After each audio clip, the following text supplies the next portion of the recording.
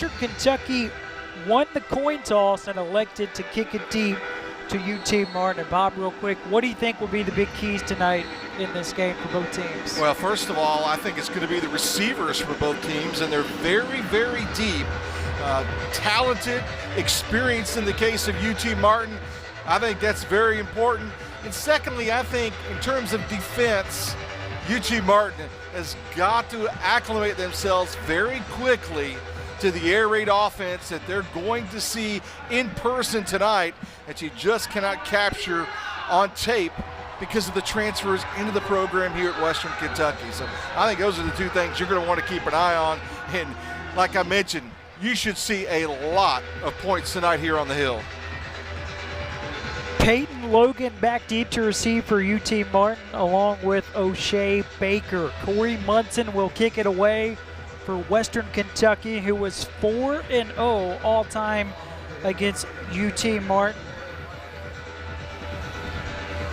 Hilltoppers trying to snap a 3-game losing skid in season openers. They've lost at Louisville, Central Arkansas, and at Wisconsin.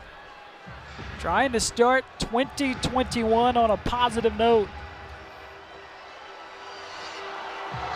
Munson boots it away, and we are underway tonight. And Baker will signal for a fair catch. That's actually Logan, so 1st and 10 coming up. And Bob, we get a chance to look at transfer quarterback Keon Howard for the first time, the senior transfer from Tulane. Howard's story is not unlike a lot you've seen inside the transfer portal. The only difference in this case being the connections that head coach Jason Simpson had with Howard's family in the Mississippi area. Howard at Tulane last season and excited to be in Martin inside FCS football, and we're going to get a real test early for him. Again, talented receivers. If you have the name Williams, you're indeed a talented receiver on this UT Martin offense. Donnell Williams and the tight end Rodney Williams. First pass of the night, it's completed to Tanksley, and Tanksley works his way to the 29. Sophomore transfer from Catawba Community College. First catch of his career at UT Martin. It came early, and you see a lot of substitutions even early on. First down.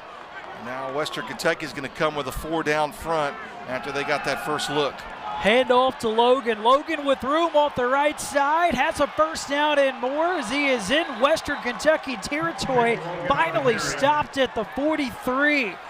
Big time run by Peyton Logan, the senior out of Horn Lake, Mississippi. I've had a chance to watch him throughout his career. Just watch him just break to the outside here, just break, contain on the corner.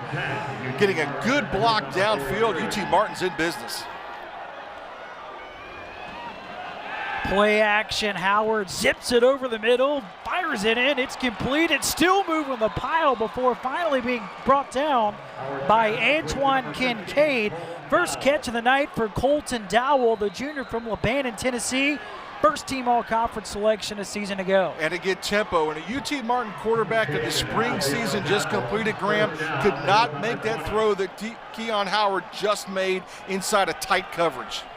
First carry of the night for Zach Wallace, a freshman from Benton, Arkansas.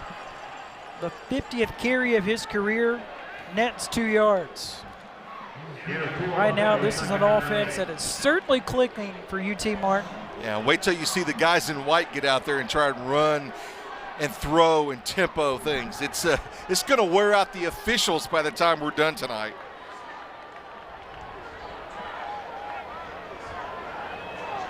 Touched on it, Jason Simpson, his 16th season as a head coach at UT Martin, longest tenured head coach in the Ohio Valley Conference. 90 career wins as the head coach for the Skyhawks. Here's Howard, and it's dropped. Tried to look for Dowell once more, and Dowell in and out of his hands. Yeah, same play, reverse sides of the field, where you can look at that very sharp route that Dowell just ran. And, you know, in order for this offense to be successful, it goes without saying you got to make those catches. That might have been a conversion on the first down. Now in this instance, short side of the field nearest the UT Martin bench, I would look for the tight end Williams. He's going to wear number 2, Rodney Williams. Was tight on the strong side in formations previous. Let's see where he lines up here as they send 3 receivers to the top of the screen. It's 3rd and 8 for UT Martin. That's Tanksley in motion. They'll give it rather quarterback keeper for Howard as he bangs his way up the middle, and he's stopped a yard shy of the line to gain and bring up 4th and short. Big call early, and you can see Jason Simpson on the UT Martin sideline saying, we're going for it in this case, and that's pretty impressive from the standpoint that he's got an automatic field goal kicker in Larco. 4th and a yard. The tailback, it's Peyton Logan. He had a big run earlier in this drive. And because they got to the line of scrimmage so quickly, you can watch Jason Simpson walk down the sideline and call timeout. He wanted to go for it, still may go for it, but just didn't get the look defensively he was anticipating. And he kind of waited to see if Western Kentucky would shift out of that. They did not, so he in turn calls the timeout. It's 4th and 2. Timeout called on the field. We'll take one as well. Decision time for Jason Simpson when we come back to Bowling Green.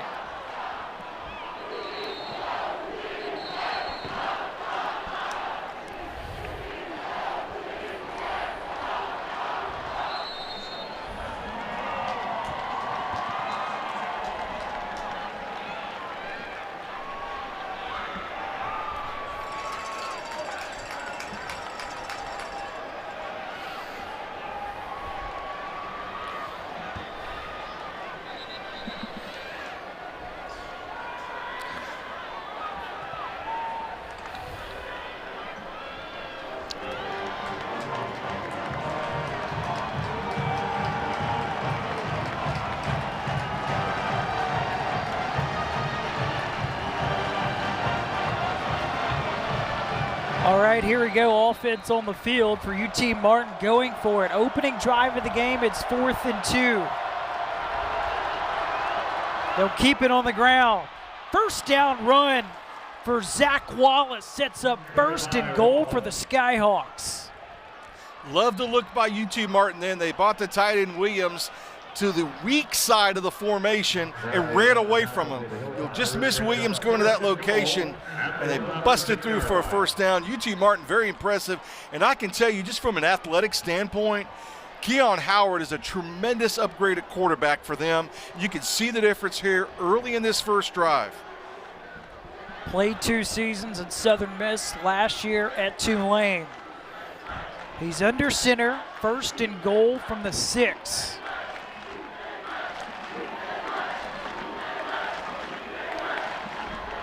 Back on the ground to Wallace. Wallace surges ahead, tackled at the 2. Zach Wallace, a freshman, 6'2", 220. Kind of more of the power back for this UT Martin offense. And think about these 2 teams, these 2 players that we've seen interchangeably in this drive. They weren't on this roster, as you mentioned, 100+ days ago when the spring season ended. So the ability to coordinate, not put the ball in the turf and be in sync is very tremendous right now and obviously helpful. Here's a fade looking for Dowell, and it's broken up in the corner of the end zone. Great coverage by TJ Springer. 3rd goal and 2. Can't argue much with that pass in by Howard. A nice fade route. Just got to go up and get the ball at the highest point if you're the receiver, Dowell, and just unable to do so. So now it comes into your mind here, what do you do in this and goal situation? And are you in 4-down territory again when you've got the ability of a Tyler Larco? Empty set, 5 wide. There's Logan. Quarterback keeper Howard punches in the end zone for a touchdown.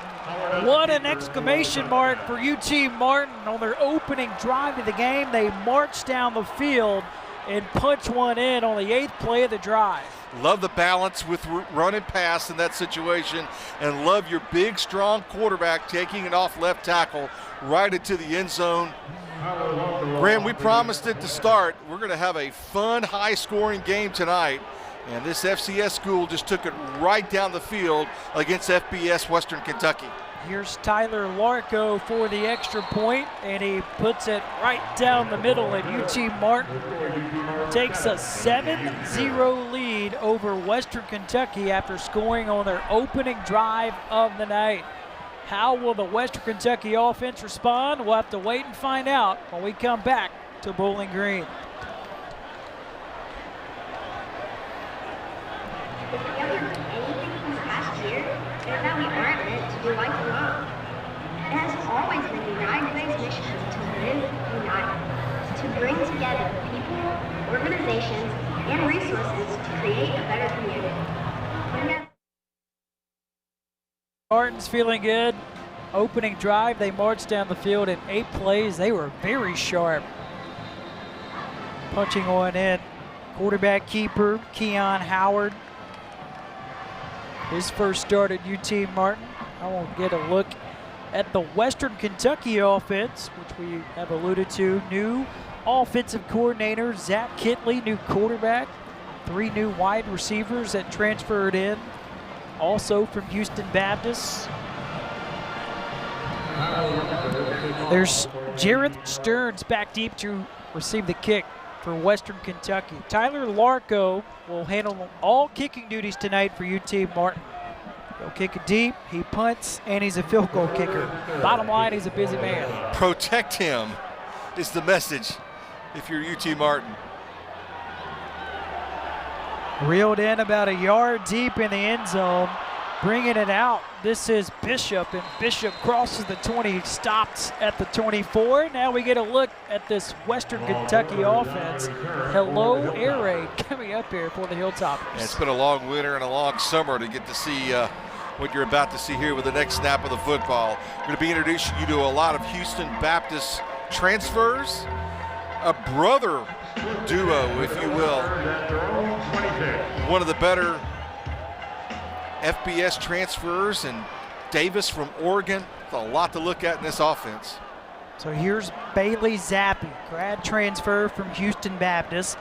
Had multiple Power 5 offers, wanted to follow his offensive coordinator to the hill, and his first pass as a Hilltopper is to Stearns, and it results in a first down, a gain of 16 on his first completion. Yeah, empty backfield is something that UT Martin clearly prepared for, does not see a lot in their conference. And you can see right now just a quick slant route, well-thrown ball. One of the things about Zappe you might notice as the game progresses, he gets rid of the ball very quickly.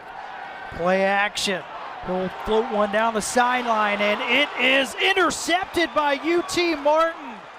The ball was a little bit underthrown, and it's picked off by Jay Woods, the South Alabama transfer, first team all-conference a season ago. An interception, wow. The teardrop throw that Chris Palazzo, the defensive coordinator at UT Martin, feared the most from Zappe ends up being an interception in this first throw of that nature here in the first quarter. And UT Martin defensively steps in, forces the turnover against the vaunted offense of Western Kentucky.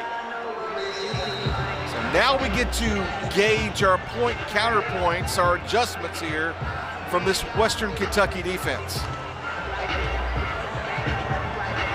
Second drive of the night for UT Martin. Had a good mix on their opening drive, and now they'll go empty set. 5 wide for Keon Howard. Howard looks right, throws right, and he has himself a completion up to the 30-yard line, a pickup of 4. That is a well-thrown ball there by Howard. Just looked like it had a lot more yardage to it at first, but that's not the case. Only a few yards there on first down. Howard throws one in a crowd, and it's broken up in midfield. Looking for Tanksley, had a catch on the opening drive of the night. This will bring up 3rd and 6. Very lucky that wasn't an interception then by Howard. He continually looked down the receiver along the left sideline in front of the Western bench, and he's lucky he didn't return the turnover favor there. UT Martin 0 for 1 tonight on 3rd down. It's a wide out on the hill. Western Kentucky doing their best to encourage the fans to make some noise. 100% capacity tonight. Howard flushed out to the right. Flag is thrown, and Howard picks up the first down with his feet as he scampers out of bounds, but will it stand? Flag back around the 22. They try to deny Howard as we wait the official indication. This is Kevin Randall, our official tonight.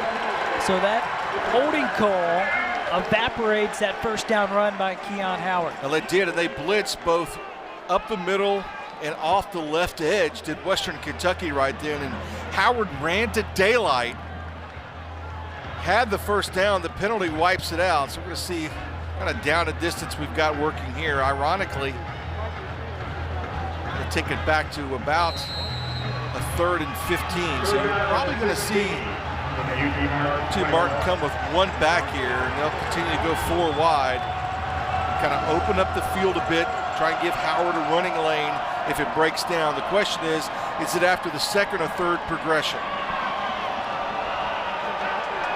This is D'Angelo Malone territory for Western Kentucky.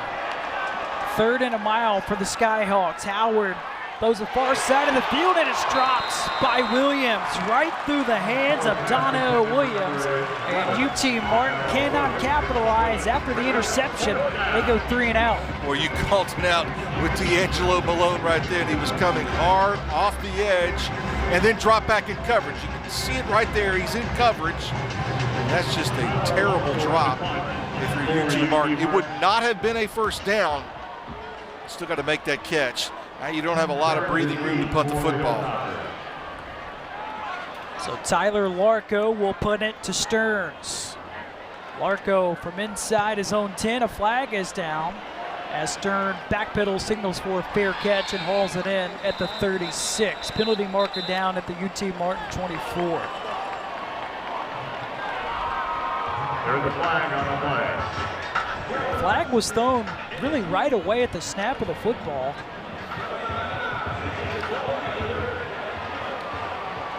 The umpire threw it. As of now, it's a 43-yard punt.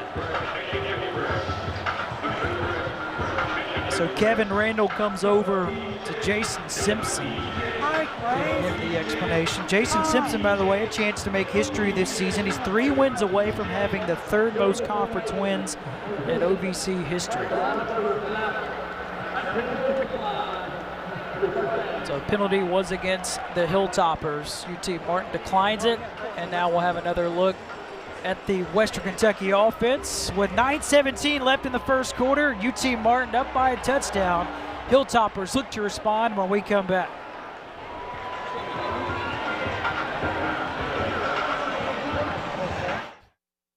9:17 first quarter. UT Martin leads Western Kentucky 7-0. And Bob, last time the Hilltoppers had the football, Zappe with an interception.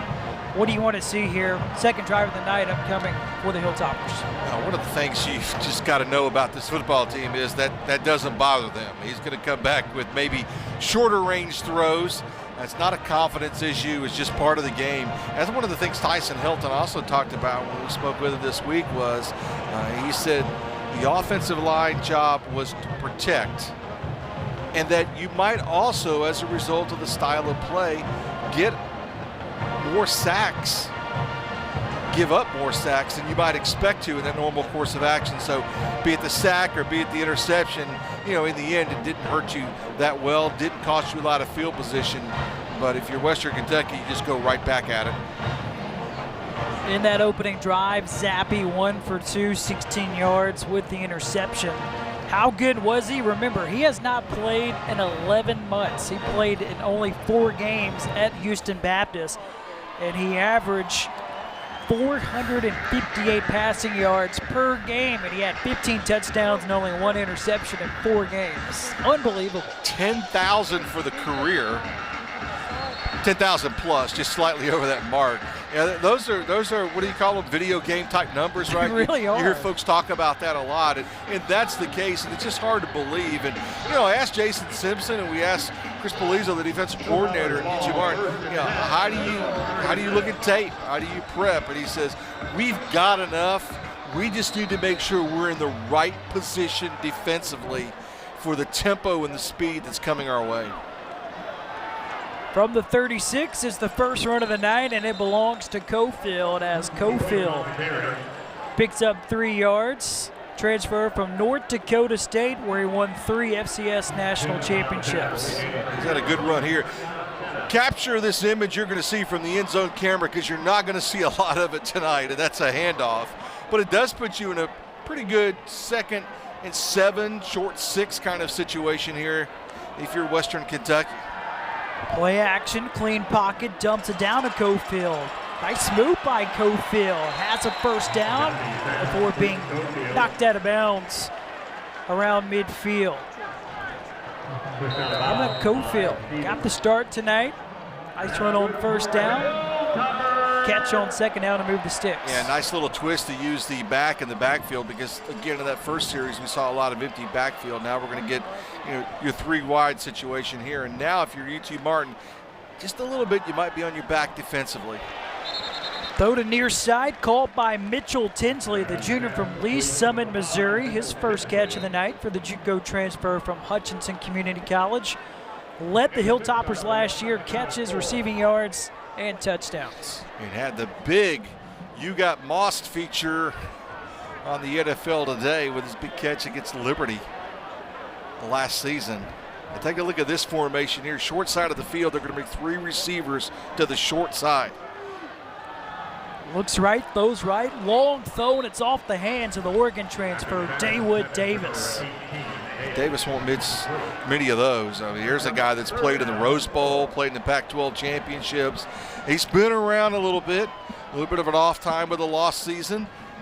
They expect big things out of Davis, integrating him with the transfers, integrating him with a pretty good receiving core that come back from last season, but the quarterback was absent, and that's the reason why you see Zappe here tonight. 3rd and 4, Zappe play action, and it's incomplete. He was not in sync with his tight end, and it's 4th and 4 for the Hilltoppers. He was looking for Joey Belgian. David Dubose breaks this thing up defensively.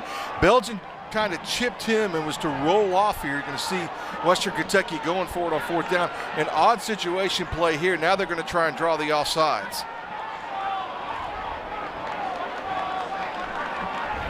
Zappe, you won't see him under center much. He's under center here on 4th and 4. Play clock is at 5 seconds.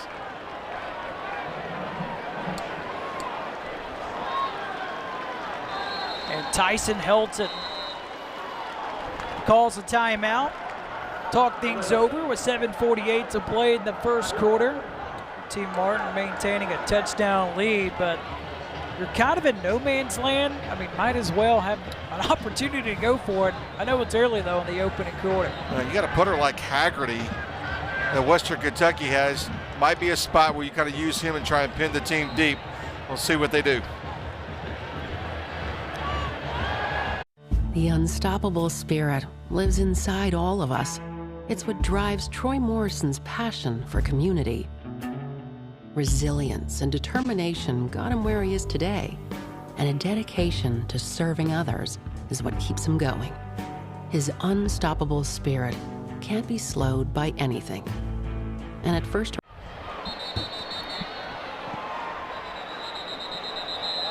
first punt of the night for Western Kentucky, John Haggerty will be backed up 5 more yards. This will be a delay of game against the Hilltoppers, their 2nd penalty of the night. Well, Haggerty is a senior. He's one of the best punters in program history. From Australia, he's 26 years old. He's already been a 2-time all-conference selection for the Hilltoppers. Let's pile the awards on it. 5 yards is not really a problem here for Western Kentucky and Haggerty. It actually gives him some more field to work with. That's Baker back deep to return the punt for UT Martin.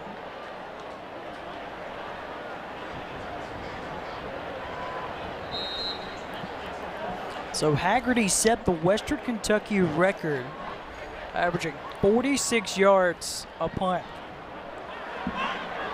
And this is another outstanding one as he will pin the Skyhawks inside their own 15. It'll be down by A.J. Brathwaite at the 12.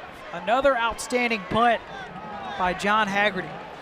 I generally are accustomed to seeing the high booming ones with good hang time, but that time the punt fit the situation, and that was a little shorter in height, missile type punt there, and I thought it was going to get inside the 10 and create another statistic that Haggerty could just kind of put on his shelf because he's racked up a lot, but in this case kind of died just beyond the 12. But nonetheless, now we're going to see what kind of pressure that Western Kentucky can bring off the edge. And I'm talking Malone. 25 career sacks for Malone. This time the Skyhawks will keep it on the ground off the right side for a short pickup on first down. Going to run away from him, that's for sure in this case. Pretty balanced attack so far tonight offensively, Bob, for UT Martin. 50 yards rushing, 33 yards passing. I think they would be very happy with that. And a lot of that rushing came in the first series with the quarterback Howard on 2 keepers to include the touchdown. That's a tight end, Williams in motion. Back on the ground, Broom off the right side and being tackled by Brathwaite right around the first down marker and from the spot. This should result in a first down for UT Martin. Brathwaite and the rest of that defense was going to the other side, and this is a nice reversal against the grain. Brathwaite's going to be on the backside and make the tackle there. Brathwaite's part of that secondary that is very, very good at the corners. It's 3rd and inches. Quarterback sneak up the middle. First down run for Keon Howard. Howard, he's been able to do some damage with his legs so far in this first quarter. That's exactly what I was going to say. Don't you like it when your quarterback can just grind that out, no problem? And that's a big turn of downs, I think, for UT Martin to give themselves a little breathing room, get out of the 12, 13-yard zone area, and allow them to open up their offense a bit. Again, you see another different formation from them. Howard launches one deep, looking for Dowell, and this will be pass interference against Western Kentucky. It's on Khalif Pelosi, the sophomore from Elk Grove, California, the Oregon transfer. Absolutely shoves Dowell almost all the way out of bounds. Yeah, that's a great teardrop kind of throw then from Howard. 15-yard penalty from the previous spot, automatic first down. Really only 2 receivers in that formation. Take a look at this. You see the penalty right there. 4th penalty against Western Kentucky tonight. Now your offense really opens up. 1st and 10 for the Skyhawks. If you're UT Martin, moving it all the way out to the 43, that's a big penalty on Western Kentucky.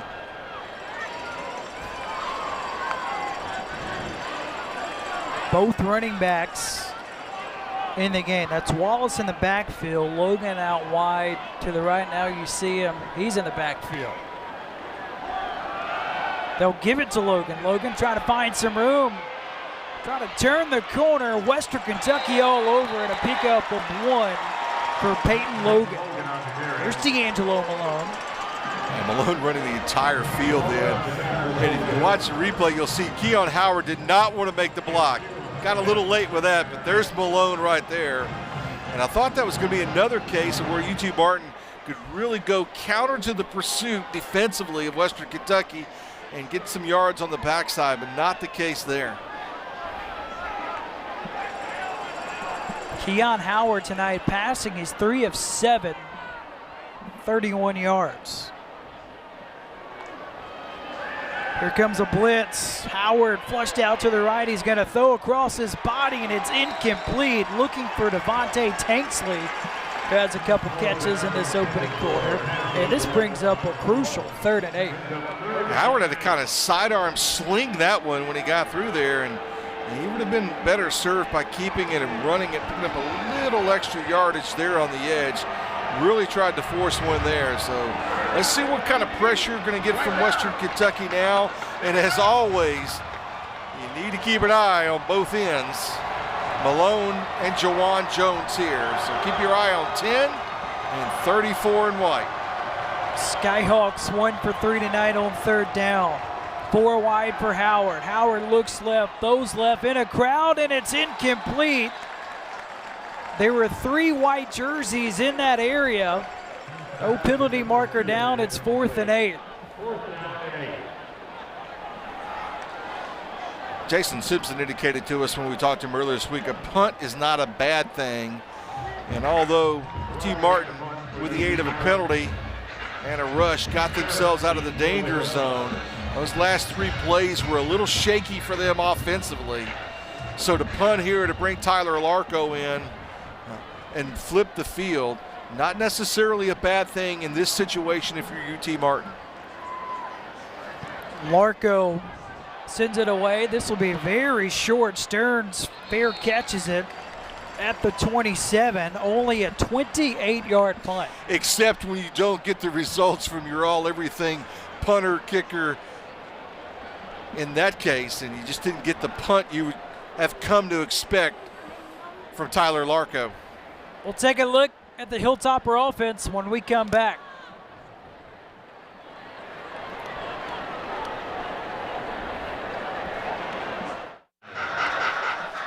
Third drive of the night for the Hilltopper offense. First 2 drives, an interception and a punt. 33 yards of offense so far. Another handoff. Cofield muscles his way for a short pickup. 3rd carry of the night for Cofield. What are your impressions so far on this Western Kentucky offense? Still trying to figure out what they want to do. I'm a little surprised that they were a little deterred by the interception thrown in that first possession and kind of went a little bit more to a run focus, at least to this point. I don't think that's going to continue, but I'm a little surprised at some of the play calling right here early on. Zappe, it's going to take a shot. He's got Davis in stride. Davis streaks down the sideline, and he's in. So there's the big play for the Hilltoppers. 73-yard touchdown pass, Zappe to Davis. And we talked about the speedster from Oregon. That's Davis. Speed kills, very evident in that situation. That was just kind of a post route. He got underneath the classic safety deep, not over the top, and the linebacker and the DB. And then it was a foot race from there. And there are very few on this field that will catch Davis in the open field, if any, for that matter. They are reviewing the previous play to check and see if Davis stepped out of bounds. But we visited with Tyson Helton earlier this week, and what did he tell us? He said Davis is that wide receiver that they've been lacking the past couple of years, somebody that can take the top off of a defense, and boy, did he do it there. All right, case in point right there. Tyson Helton called it about 48 hours ago, if you think about that. And you knew at some point in time, I was kind of surprised that the teardrop throw that they were trying to make to him earlier with the UT Martin interception at that point in time. I think Davis tiptoed down the sideline. Let's take a look from the end zone.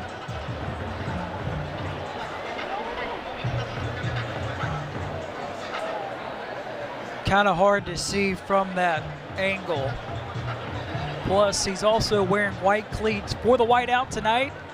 Western Kentucky's wearing white cleats for the first time ever under head coach Tyson Helton. After review, the ruling on the field is confirmed. Touchdown. So short replay. Kevin Randall says call on the field stands. 73-yard touchdown pass to Dawood Davis. He had 10 catches and 1 touchdown for his career at Oregon. How about 73 yards in the first quarter, your first game as a Hilltopper? Well, that's getting it done, and that's going to be the first of many. I'm pretty confident of that. O'Shea Baker, meantime, the freshman, now the number 9 on the defensive side for UT Martin. He's got a target on his back. Let's keep an eye and see if they go after him in subsequent drives, does Western Kentucky. As you see, Davis again takes it in from 73 yards out. What an answer for Western Kentucky with 4:09 to play in the first quarter. And Tyson Helton has to love that response from his offense. Now, are you having fun yet? It's not a matter of running the football to Cofield, kind of lulling UT Martin to sleep. Make no mistake, UT Martin is ready. They know you're going to see a lot of the passing game tonight. We've talked about it repeatedly here in the first quarter. The question is, do I have the talent? Do I have the speed? And am I in the right position? That's something we talked with Chris Peloso about yesterday. And one of the things that he talked about, the defensive coordinator at UT Martin, one of the things he talked about was you got to make sure that perimeter shots down the field. So you can make the argument that the run game, in essence, set up the deep ball that we just saw with those runs to Cofield. By no means were they taken aback by that. You're going to see more of that. The question is, do they have the personnel that can defend it? Here's the senior, Peyton Logan. Bring it out from his 5 and is wrapped up at the 24. Well, Bob, this UT Martin offense got off to a great start. Opening drive, they marched down the field and scored on 8 plays. And then since then, just trying to find their rhythm again. Yeah, Peyton Logan's got to be a big part of that. He's got to get some good yardage, and they got to do it on first down. I think that's super important for UT Martin. They're not finding themselves 2nd and 8, 2nd and 9, and 2 again. Interesting, they're not going with a no-back look, kind of open things up for Howard. They'll swing it to Logan, and Western Kentucky not fooled at all. Bishop, the sophomore from Louisville, Kentucky, all over it. This will be a big loss on first down, a loss of 5. Yeah, I kind of question Howard's decision to throw the ball to Peyton Logan in that area, because those ends, we've talked a lot about Jones and Malone. Western Kentucky in that front 4 is solid. Linebacking core not in equal to the front 4 in some folks' minds. So when you're able to do that and accomplish that in throwing that short ball and in creating something for yourself like you're trying to do here, super important.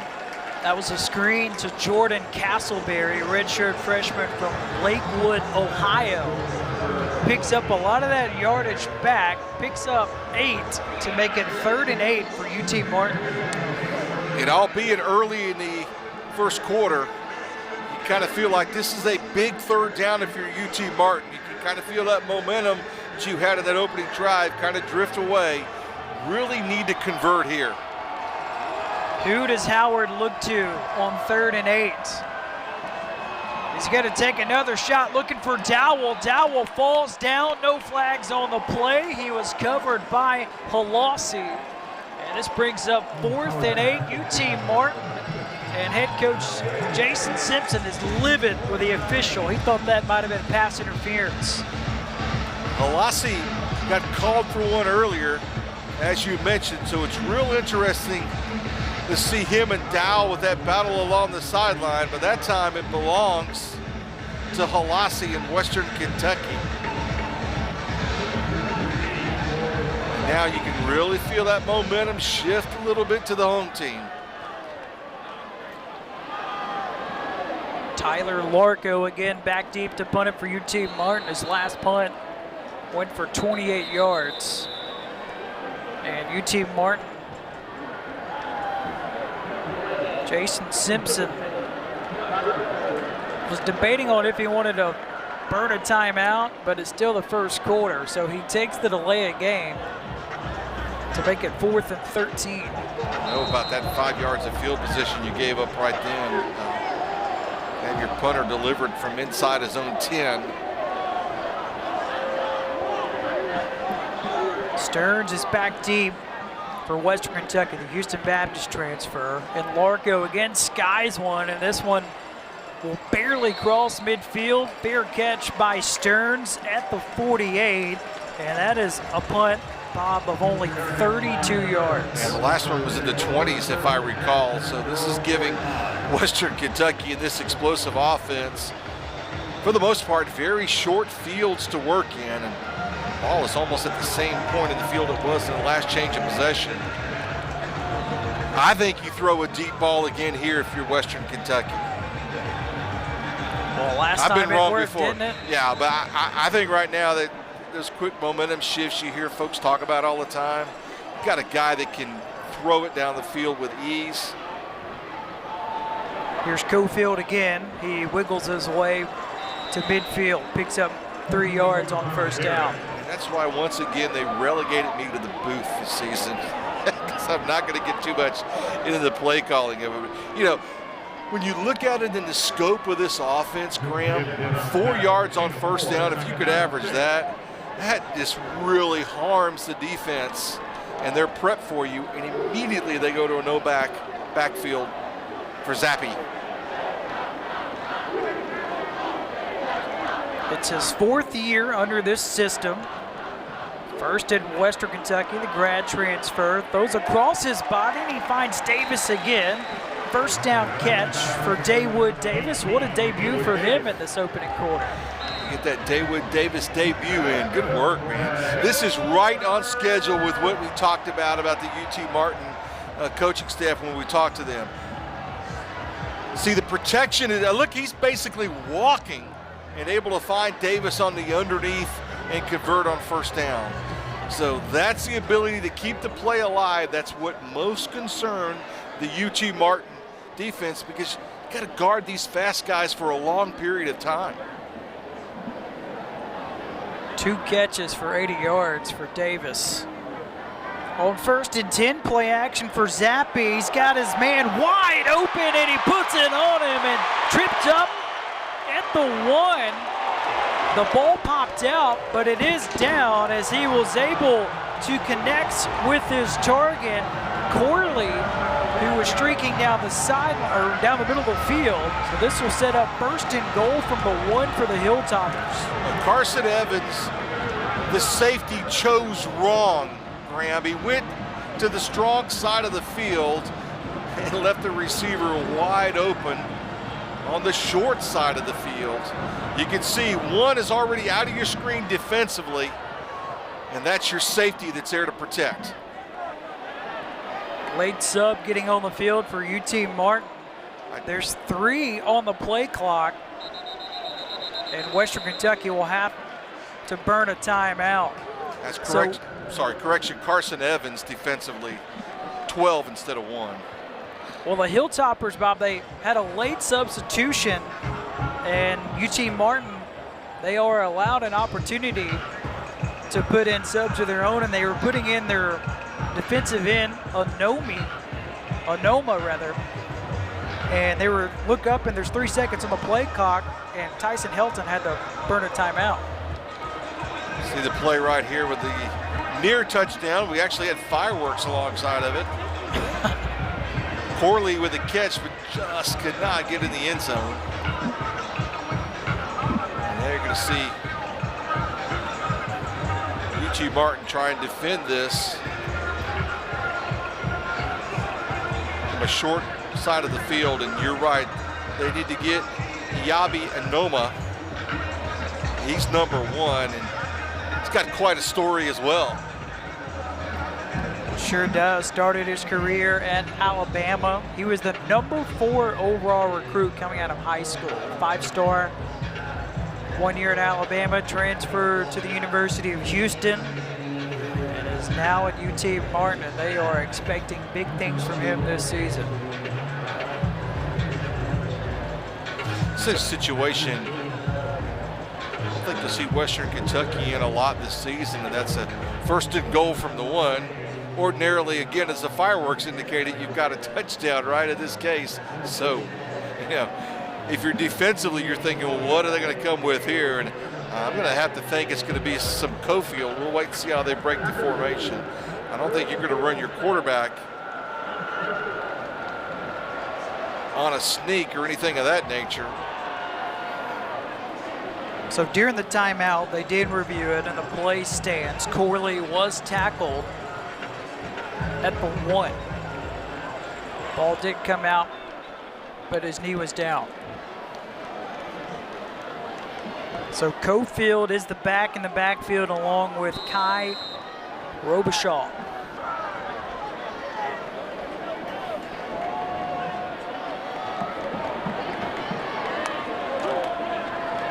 They'll swing it to Corley, and he's blown up in the backfield by Jay Woods, who has had quite the first quarter for UT Martin. He had the interception on the opening drive of the night. Big time play in the backfield there. Consistently defend the pass, and that's your strategy here defensively, and that's a big time stop in that down and distance situation if you're UT Martin. Now all kinds of different personnel onto the field. And Western Kentucky puts in more wide receivers. Mitchell Tinsley back on the field. It's 2nd and goal from the 5.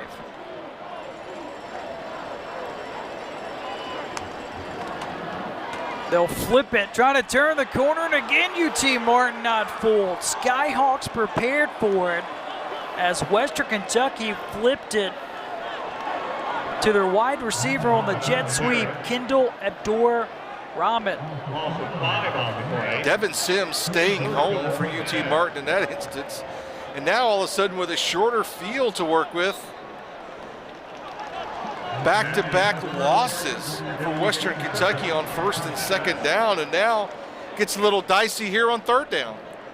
What an entertaining first quarter, tied at 7. Western Kentucky looks to punch one in when we come back. Start of the 2nd quarter in Bowling Green, Kentucky. Hilltoppers 7, Skyhawks 7. And Bob, it was 1st and goal for Western Kentucky at the 1. Now it is 3rd and goal from the 10. For the first time tonight, receivers are tight to the line of scrimmage. Clean pocket for Zappe in the end zone. Caught, touchdown, Mitchell Tinsley. First lead of the night for Western Kentucky. Terrible defense and a short field in which to work. And we've seen instances where UT Martin has had a problem with that safety coverage in the back middle of the coverage, back middle of the field. But this time you're only working with about 20 yards of real estate that you've got to defend, and yet they fail the test again in that situation for the Tinsley touchdown.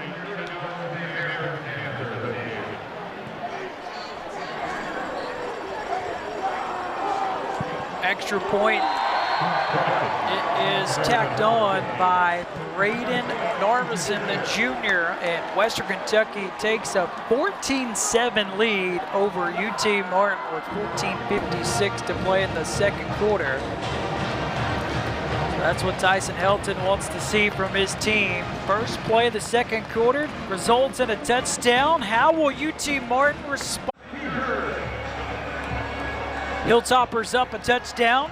Just underway in the 2nd quarter. So Bob, for that Western Kentucky offense, first 2 drives, interception and a punt. Next 2 drives, 2 touchdowns. What do you think has been the difference? Well, it's a defensive play in the back end middle at that free safety position.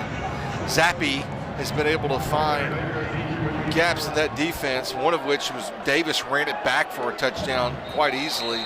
And then that shorter touchdown after the end goal situation pushed him out. They still were able to capitalize in the back of the end zone with a pass to Tinsley. So those, in my mind, UT Martin's got to shore that up.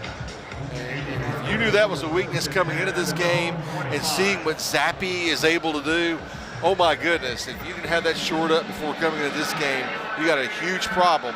He's playing freshman in those 2 key roles defensively on the back end. And for UT Martin, they scored on their opening drive. Since then, 3 punts. It has been what they have not gotten done on 1st down, which has kind of set the table for 2nd and 3rd down for them. First down run, here's Taylor. His third carry of the night is a good one as he is chopped down at the 35. That is a big run on first down.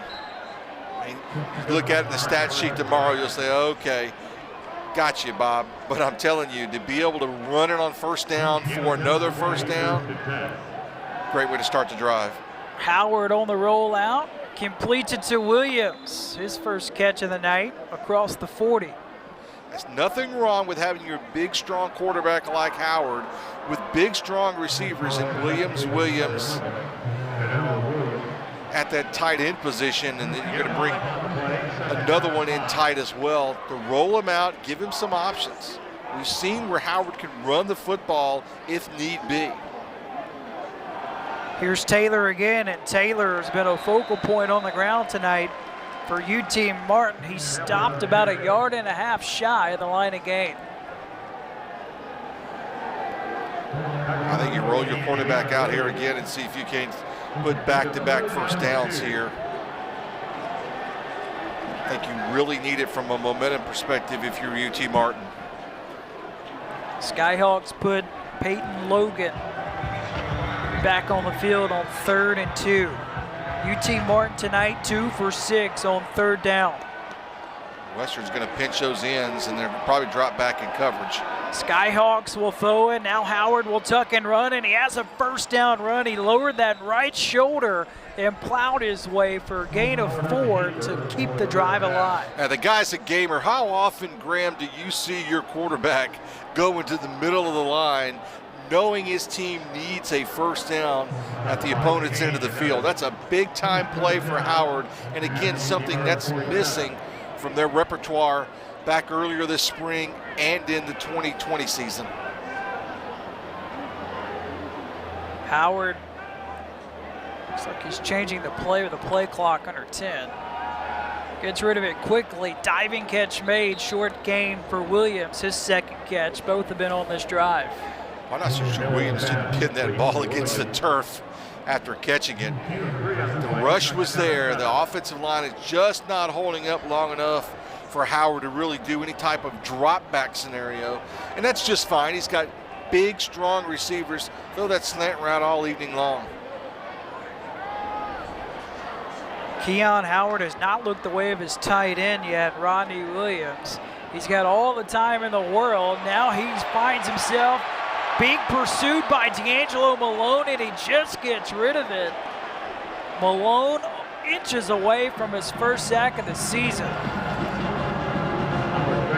I'm amazed at the time that he had when I talked about the line just really not holding up, but then he had a lot of time, and that's nearly a coverage sack. And the question was, and the answer is no. I thought for a moment Howard's knee may have gotten to the turf. Not the case, luckily for UT Martin. If I sound like a broken record in the first half, I'm going to argue this is a big 3rd down that UT Martin needs to convert right here, right now. 3rd and 7. Howard rolls out to the right, throws deep down the field, and it's almost intercepted.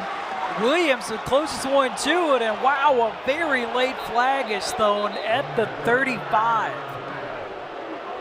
Now, the first thing as they sort this penalty out, you need to know is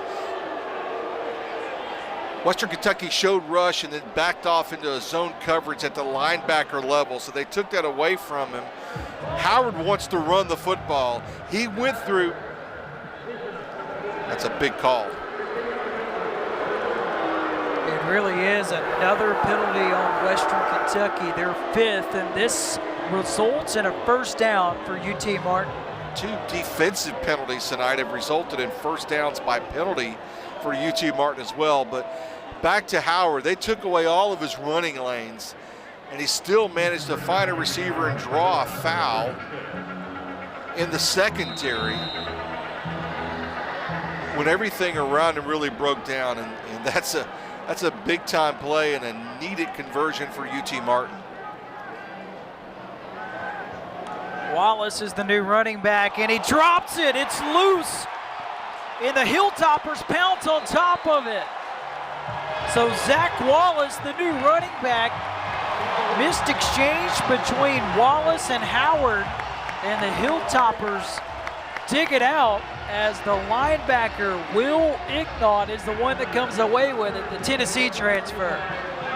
See actually Howard did not handle the snap from the outset. And Will Ignott right there for the recovery. Big turnover, goes without saying. And it also pretty much, Graham, goes without saying that running back Wallace, quarterback Howard haven't worked together a lot, although they've had a couple of successful exchanges so far here in the first half. That's a big, big turnover. So should we look for one of those quick momentum shifts here again? Or are you going to run the football a couple times in the possession if you're Western Kentucky? First turnover against UT Martin tonight.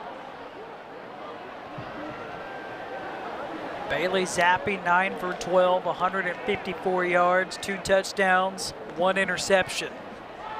Here's a handoff. Here's Cofield. Cofield picks up 2.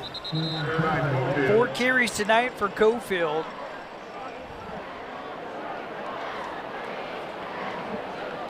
I'm going to see many more out of him this evening as well, running to that short side of the field. And got number 1 out there to contend with. We talked enough about Yabi Anoma, but he is the real deal. They have him at what they refer to as the jack position. Keep your eye on number 1 in navy blue. He's going to be at the bottom of your screen. Just that stand up. Now he's going to drop back in coverage. Wide open, it's Tinsley. He has a first down, brought down by a pair of Skyhawks at the 42. Pickup of 16. Carson Evans, again, the target on the outside defensively that Western Kentucky is basically picking on right now. And they're being successful.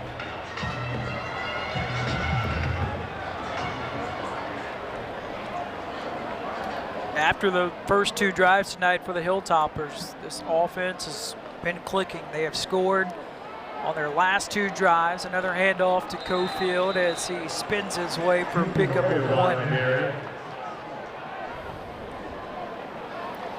We were expecting a rotation of backs tonight for Western Kentucky, but it has been the Cofield show. All carries this evening for the North Dakota State transfer, played in 38 games in Fargo. Clean pocket over the middle. What a catch made by Stearns. Talk about threading the needle. First catch of the night for Jareth Stearns, the Houston Baptist transfer. These two have done this a lot over the last 2 years. Very good velocity, great arm speed and arm strength by Zappe, and that's the difference right then, as you mentioned, threading the needle, and that is not a good sight if you're UT Martin. No, it is not, as that is Yabi Anoma, who you just touched on just moments ago, the Alabama transfer, 6'6", 270 sophomore from Baltimore, Maryland.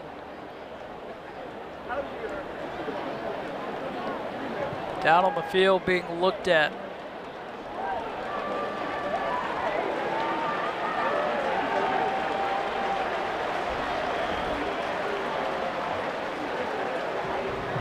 See Jason Simpson coming out as well to check on him. And Coach Simpson told us a big part of the reason how Anami ended up at UT Martin. Anami, when he was at the University of Alabama, he was really close to a family in the in Memphis, Tennessee, which is pretty close to Martin, Tennessee. And Coach Simpson told us really that connection, staying close to Memphis and in the state of Tennessee, is a big reason why Anami ended up playing for the Skyhawks. So let's do the geography. Baltimore to Alabama to Mississippi to Memphis to Martin. Did I get it right? It's a lot for sure. Here's 1st and 10 from the 26. Cofield with a cut, and Cofield down to the 21. I really like what Cofield has given Western Kentucky here early in the first half. You know, again, kind of the unexpected in terms of, we thought Zappe would be throwing the ball up and down the field all evening long, and it's still relatively early. But again, nearly 4 on 1st down. That really opens it up to a lot of options.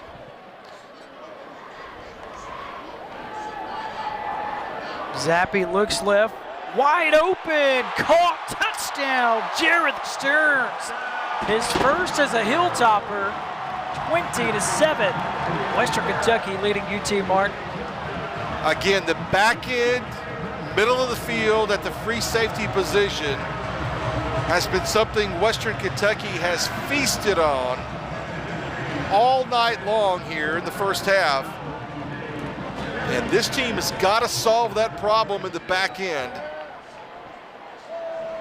They'll be able to get back in this football game, but they're really struggling right now with the talented, speedy receivers in the deep middle of the field. 6 plays, 59 yards. It took 2 minutes and 40 seconds as the extra point is tacked on. So with 9:31 remaining in the first half, Western Kentucky 21, UT Martin 7.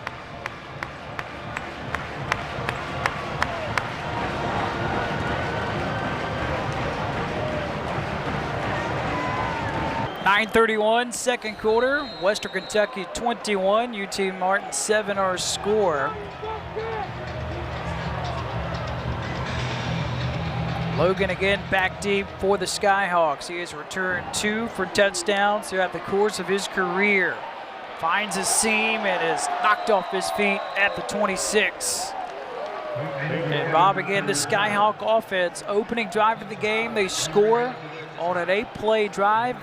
Keon Howard, a touchdown run. Since then, 3 punts and a fumble. And the fumble really hurts, obviously, because it cost you 7. But at that point in time, it's a 14-7 game, and UT Martin is driving down the field. Nice return here by Peyton Logan. And you thought, okay, they've kind of stymied this momentum a little bit from Western Kentucky. Then they lay the ball on the turf on the Wallace-Howard exchange. Boy, Western Kentucky made them pay.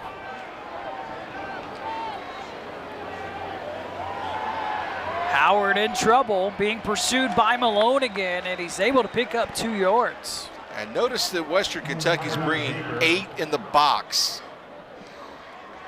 And so now with the lead and playing in that fashion, we've got some opportunities there where they're not counting on Howard to have the opportunity to throw even a medium ball, let alone a deep ball. Now they're going to stretch out a little bit as UT Martin stretches out their offense. Come out playing man, a little bit different in this defensive formation. Quarterback run for Howard, and Howard is greeted by A.J. Brathwaite.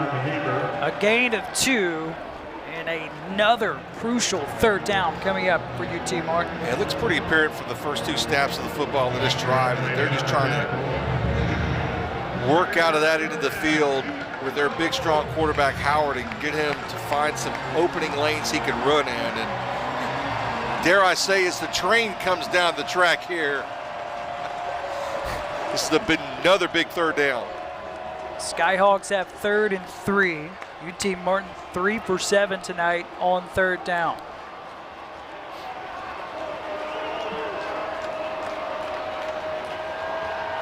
Howard again being pressured, steps up, a flag is thrown. Howard tackled at the 36. It's good for a 1st down if it stands. There's 2 flags back behind the line of scrimmage.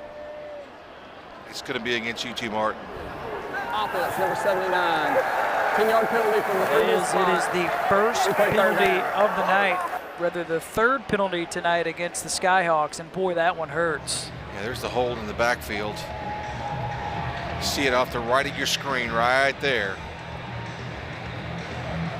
He's trying to protect Howard. Trying to, 1, protect him initially, and then 2, it's up to Howard to find a running lane.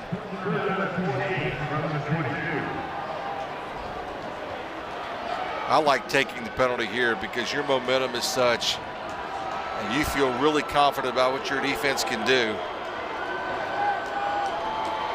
What do the Skyhawks have up their sleeve on 3rd and 14?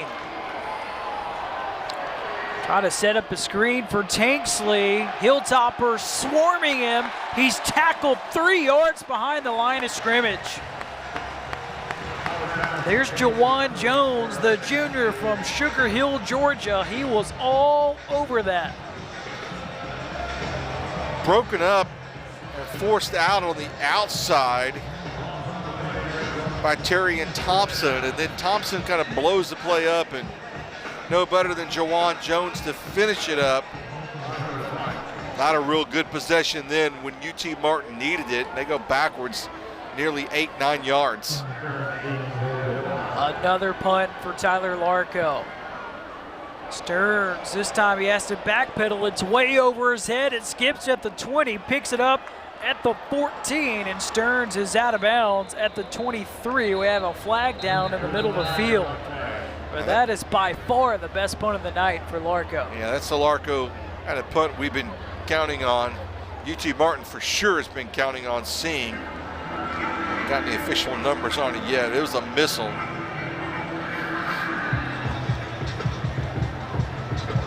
I believe Western Kentucky is going to find themselves with the worst starting field position for them of the night.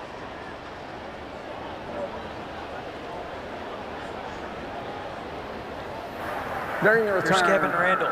Illegal block in the back, number 7 of the return team.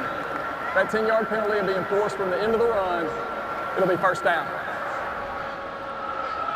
You are right, Bob. Previous worst starting field position tonight for the Hilltoppers was their own 25. They will start this drive from their own 11 after that penalty. 6:41, second quarter. Hilltoppers up by 2 scores, looking for more when we come back to Bowling Green.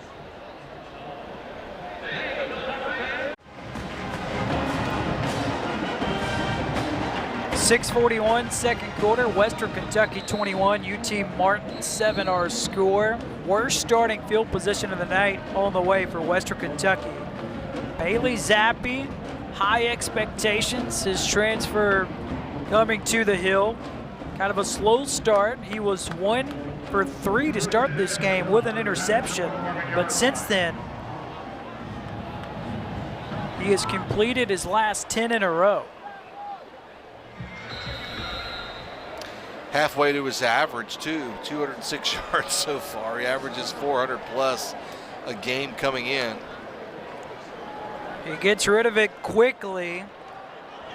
On the near side, caught by Corley had the big catch earlier in this first half to put the Hilltoppers on the doorstep at the 1 yard line. That one is good for 4. Take a look at the running back change in the backfield. This time we saw a lot of Cofield earlier. Now we're going to see Carruthers over the middle. And another short pickup. 3rd catch of the night for Mitchell Tinsley. That one moves the chains. Zappe just gets rid of it so quickly, doesn't it? It's tempo. Yes, he does. And this is where UT Martin talked about needing to make sure they're in their alignment. Here's Stearns, and Stearns picks up 1, maybe 2, as Zappe has completed his last 13. What we also needed to talk about, that's a great stat, by the way, he 13 straight at any level. What we also haven't talked a lot about, and really hasn't been a problem tonight, but it bears mentioning, and that is, you know, the tackling, particularly when you look at UT Martin having played such a short period of time ago. You didn't do a lot of tackling in preseason. And so your question is, coming into a live contact situation, how good are you? Incomplete, looking for Davis at the 73-yard touchdown catch in the first quarter. That one inches away from another big-time play. That's a good call defensively from UT Martin. They bought pressure off the edge and got to Zappe. And also on the back end, something I've been critical of tonight, but on the back end, they got that coverage in the back middle. and the pass was just a bit away from Davis. Remember, Bailey Zappe, this is his first game in 11 months. He has only played 4 games last year. And it looked like he went with a hard count, and there was movement at the line of scrimmage.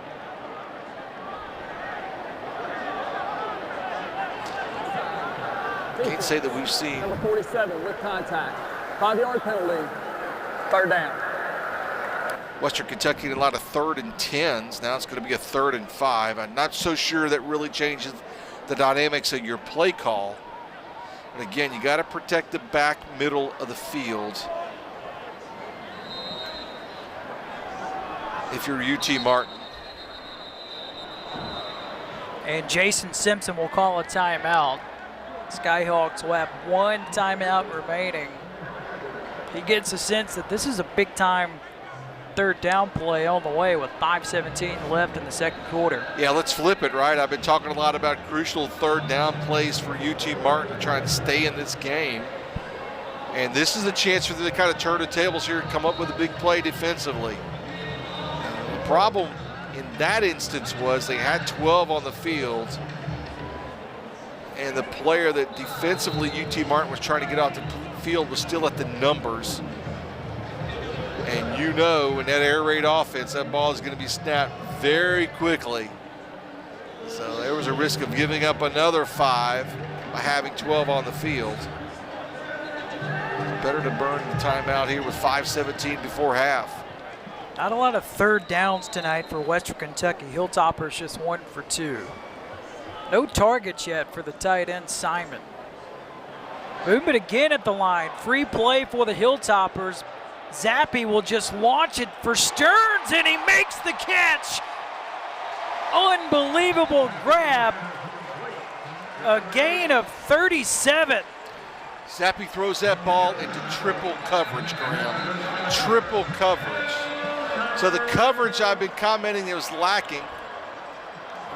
Defense, number 8, in the neutral zone. There's an injured UT Martin player on the field. Was lacking earlier. Look at Zappe. Now watch this. This is triple coverage and still comes up with a football. Oh my. And to make matters worse for UT Martin, injured on the play is Carson Evans, the freshman safety from Memphis. He did get the start tonight. Stops the clock with 5:09, and Zappe, again, you can just tell he's in such control, knew he had a free play, wanted to take a shot, and boy, does it pay off. A gain of 37 to Stearns. Did you like the motion continue to go deep with the free hand by Zappe? And that's exactly what he was able to do. Zappe 16 of 20. 253 yards and 3 touchdowns in the first half. His favorite target, it's been Jared Stearns, 5 catches for 90 yards and a touchdown. So Get to see Jared's brother tonight, who's also on this Western Kentucky team and who also came to this university from Houston Baptist. first down run up the middle. Down at the 31. That's the first run of the night, not by Cofield.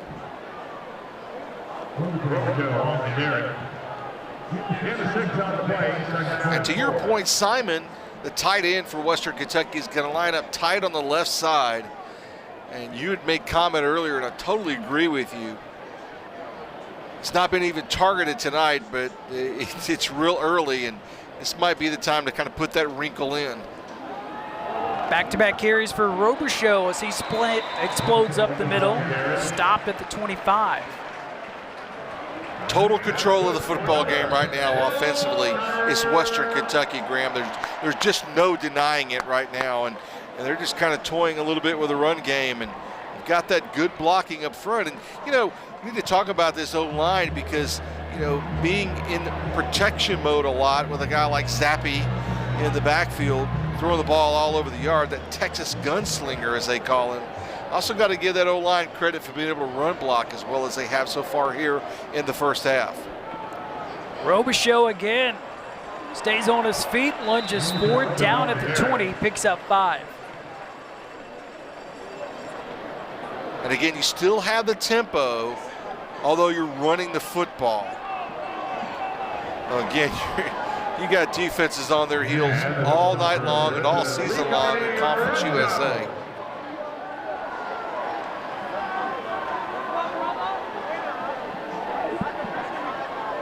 Cofield, the new running back. Stearns in motion, leading receiver tonight with 90 yards. Here's Corley. He's been huge tonight. Lunges to about the 16 to set up 3rd and a yard for the Hilltoppers. Well, 4th catch of the night for Corley. Yeah, undoubtedly, and that's not one of the guys we thought would be targeted coming in, and we still haven't seen targets to a couple of names. We mentioned Simon earlier, Ratzlaff, Belgian earlier we saw targeted, and 3rd and short is no problem at all, particularly at this down and distance and where they are on the field for Western Kentucky. 2 tight ends in for the Hilltoppers. Here's Cofield. He's got a first down run, spins his way inside the 10-yard line, and the Hilltoppers are on the doorstep. How about this drive? 4 runs on this drive for Western Kentucky. This will be the 10th play coming up. Might be a record. Might have to note that. And then, you know, at some point in time throughout the season, Grant, you're going to have a bad weather game, right? So you need to make sure, particularly at this point in the season, first game, you need to make sure you got that running game where it needs to be. And so far, so good tonight. In the running game, something we really didn't expect to talk a lot about in regards to Western Kentucky. And Zappe this time will just sling it out of bounds. Nobody remotely in the area, 2nd and goal. And was he out of the tackle box is the question. The UT Martin staff would like to argue that point. They got a little bit of exchange problem then between Zappe and the running back. And so Zappe just resorted to what? Doing what he knows best, and that's throwing the ball all over the yard.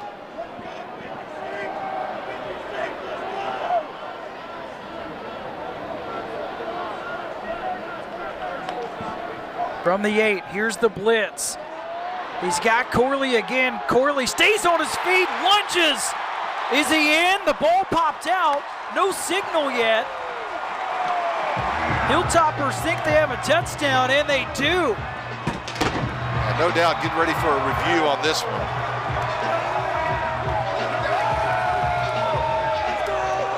That's going to be really close. And student section likes it. What a job by Corley to stay on his feet. Now this is great effort.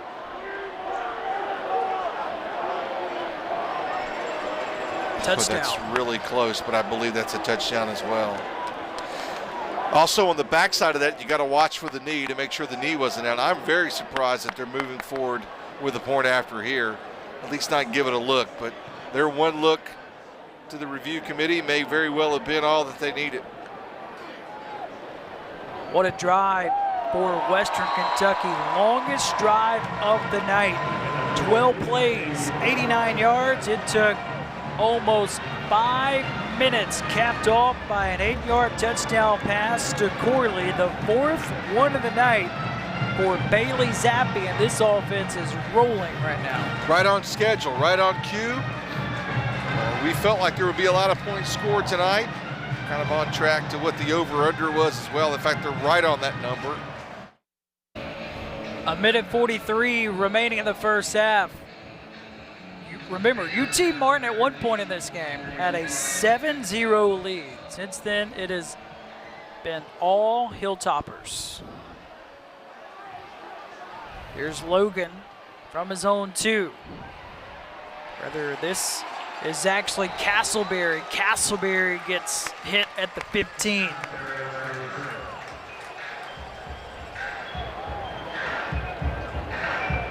Offensively tonight, UT Martin just 120 total yards. in the first half.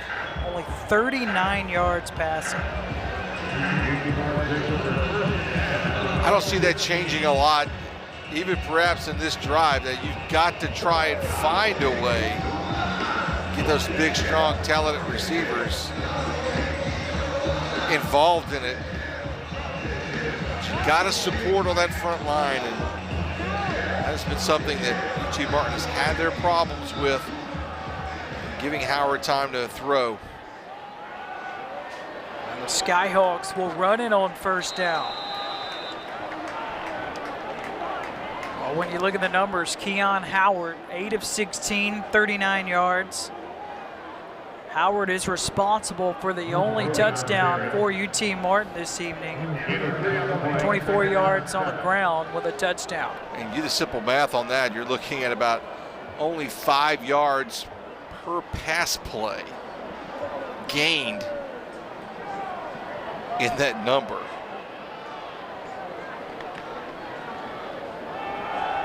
Keep it on the ground. Here's Peyton Logan. Logan turns the corner, hits the edge, and is stopped around midfield. Longest run of the night for UT Martin, a gain of 34. Remember, he busted one early in the first quarter and really got UT Martin going in that opening drive. So we'll see. He comes to the sideline and he's amped up and he's talking to his teammates, and kind of after a big run like that, you wonder, how he stay in the game? Let's see, he's right down here getting some hydration. He'll be back. Howard will throw, clean pocket. He's got Dowell. Dowell shakes free, steps out of bounds inside the 40. They'll mark him at the 36. Big time completion, second reception of the night for Colton Dowell. One of the things Jason Simpson said when we talked to him this week was Colton Dowell, he looks good in shorts, pads, shells, but he's even faster when you get to game time. At that time, the big receiver comes back and gets the football before the defender can strip it from him. Makes a big play, back-to-back first downs for UT Martin. That was a gain of 15.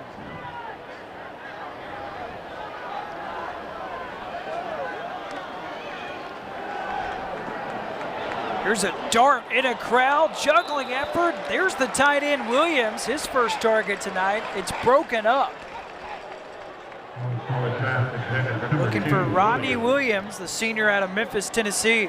Looked like for a moment Williams going to come down. It's going to come right in your living room.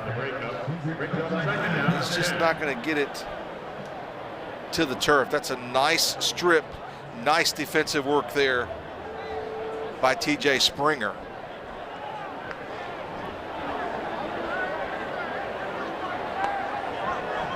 UT Martin can still work the middle of the field with a timeout in their back pocket. Here's a handoff. Off the left side, this is Jordan Castleberry, the redshirt freshman. He stopped inside the 30. And just a little nuance of the game, but Western Kentucky would have been better served by keeping him in bounds here. You got Tyler Larco ready. A long field goal attempt here. You're looking at about a 44-yarder if you're being Larco out now.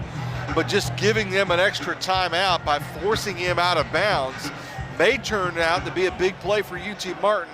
They need about 10, 15 yards in the middle of the field. Call a timeout. Peyton Logan in the backfield. Skyhawks are in Tyler Larco range for a field goal. On 3rd and 1, Howard looks left. He's got Dowell. He's got his man beat, and he drops it in. Touchdown, UT Martin.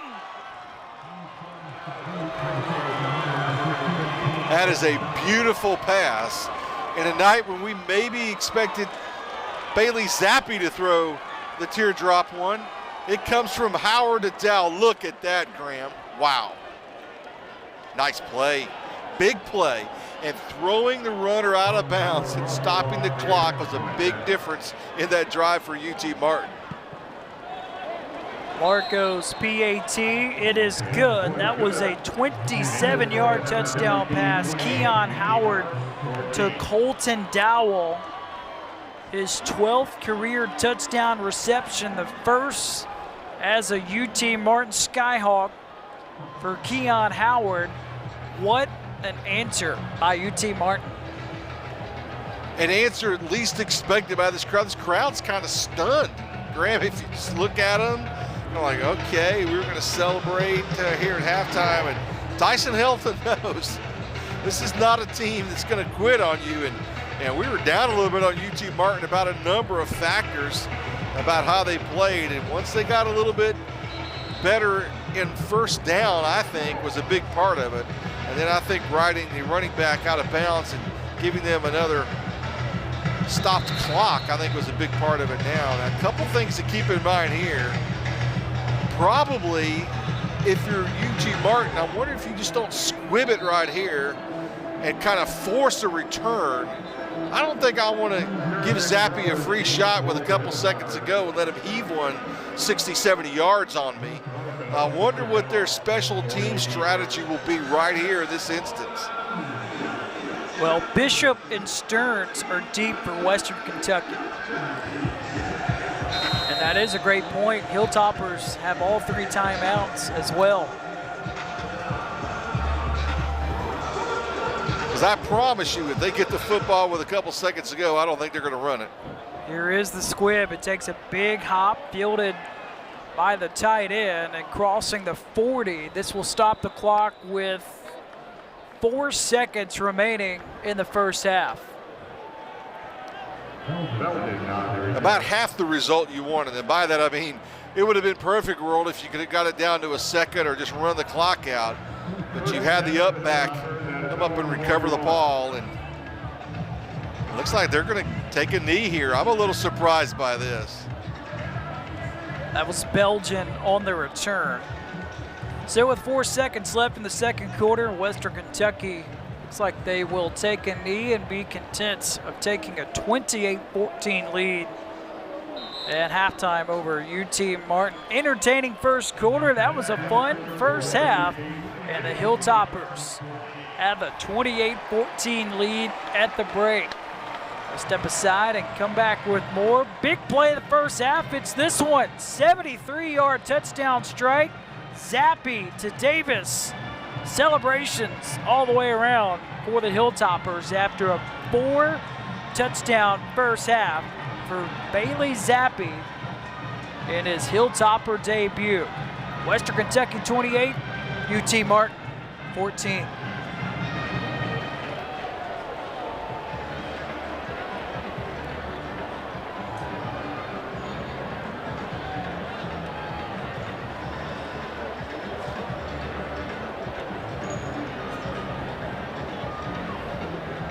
Half about to get underway between Western Kentucky and UT Martin. 2-touchdown lead for the Hilltoppers as Tyler Larco gets ready to kick it deep. Stearns is back for Western Kentucky. Stearns has had a big first half receiving it. This time they will actually kick it to Bishop, and Bishop picks up a block down the sideline and will finally be stopped just shy of midfield. That was a huge tackle by the tight end, Rodney Williams.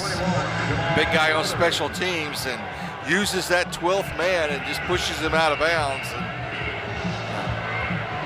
you know, the special teams have been pretty solid tonight for Western Kentucky too. Again, a small sample size. That's not what you wanted if you're UT Martin. And we can use all the announcer analogies we want you, Graham. UT Martin needs to get a stop right here on this first series. 3 and out would be perfect. Get the football back. Here's Cofield with a nifty first down run, picks up 9. Solid first half for Cofield, 8 carries, 34 yards. I'll actually give him 10. Hilltoppers go quick on 1st and 10. Here's Zappe. He's going to show off his wheels. Zappe will scamper out of bounds inside the 25. Zappe wipes out that negative yardage he was assessed the last play of the first half. Remember when they took a knee? He got that back and then some. You know, and this is the case when you watch Zappe come out the right side. Everyone's in their coverage. That's why there's no blue jerseys within 20 yards of the transfer quarterback. This is where he's been very dangerous tonight, especially in the middle of the field. 4 touchdown passes in the first half. They're going to flip it to Corley. Shakes free momentarily. Now he's in trouble. He will finally be stopped. That was John Ford, the grad transfer linebacker, with the tackle. Nearly a bigger loss than that. And you know, do you get the impression, at least when you look at that single play, Graham, you just get a little too creative if you're Western Kentucky, considering what they were able to do in their first 2 snaps of the football here in the second half? It's a loss of 6 on 2nd and 16. Over the middle, caught the tight end inside the 10-yard line. Whether that was actually Mitchell Tinsley, another catch for him. That's number 5. First and goal for Western Kentucky. Tinsley, the transfer you talked about in the first half. Although it's on the hash marks here, it's still, to your point, Graham, somewhat in the middle of the field, and that has just been a pain point tonight for UT Martin.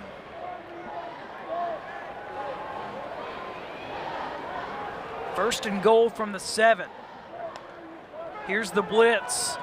Clean pocket. Over the middle. 2nd touchdown of the game for Stearns.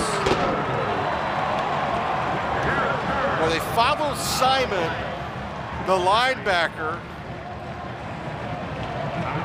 and the safety. Simon, the tight end, kind of drug them to the back corner of the end zone, and that opened it up there for Tinsley. And what a night for him so far, and what a first possession here, second half, for Western Kentucky.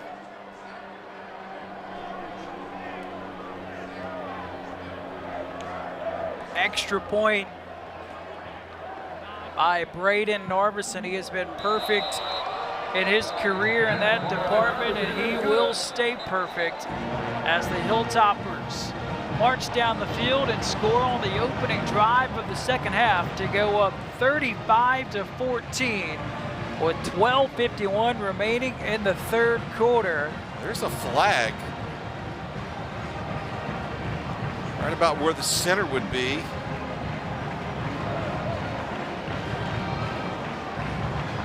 Let's see what that's all about. Doesn't negate the touchdown by no stretch.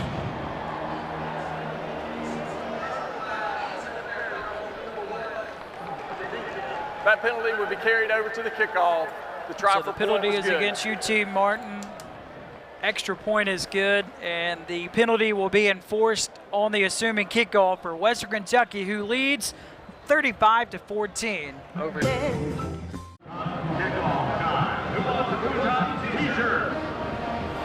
12:51, third quarter. Western Kentucky ahead of UT Martin, 35-14. What a debut by Jarrett Stearns, his 2nd touchdown catch of the game. 97 yards receiving. Those 2 will be a lot of fun to watch this year for Western Kentucky. And again, I'm still waiting for Simon to be targeted. He was responsible, in essence, for Stearns to be wide open right at the goal line. You can see the defender pull out and try and trace Simon in the corner, and that's exactly the result of that. And you're speaking, when you say that, Graham, you're speaking on behalf of Western Kentucky fans. There's going to be a lot of points if your last name is Zappe and Stearns. No doubt. Zappe, 20 of 25 tonight, 292 yards, 5 touchdown passes. He's getting close to his career high, which is 7 touchdown passes. He did it against Texas Southern in 2019.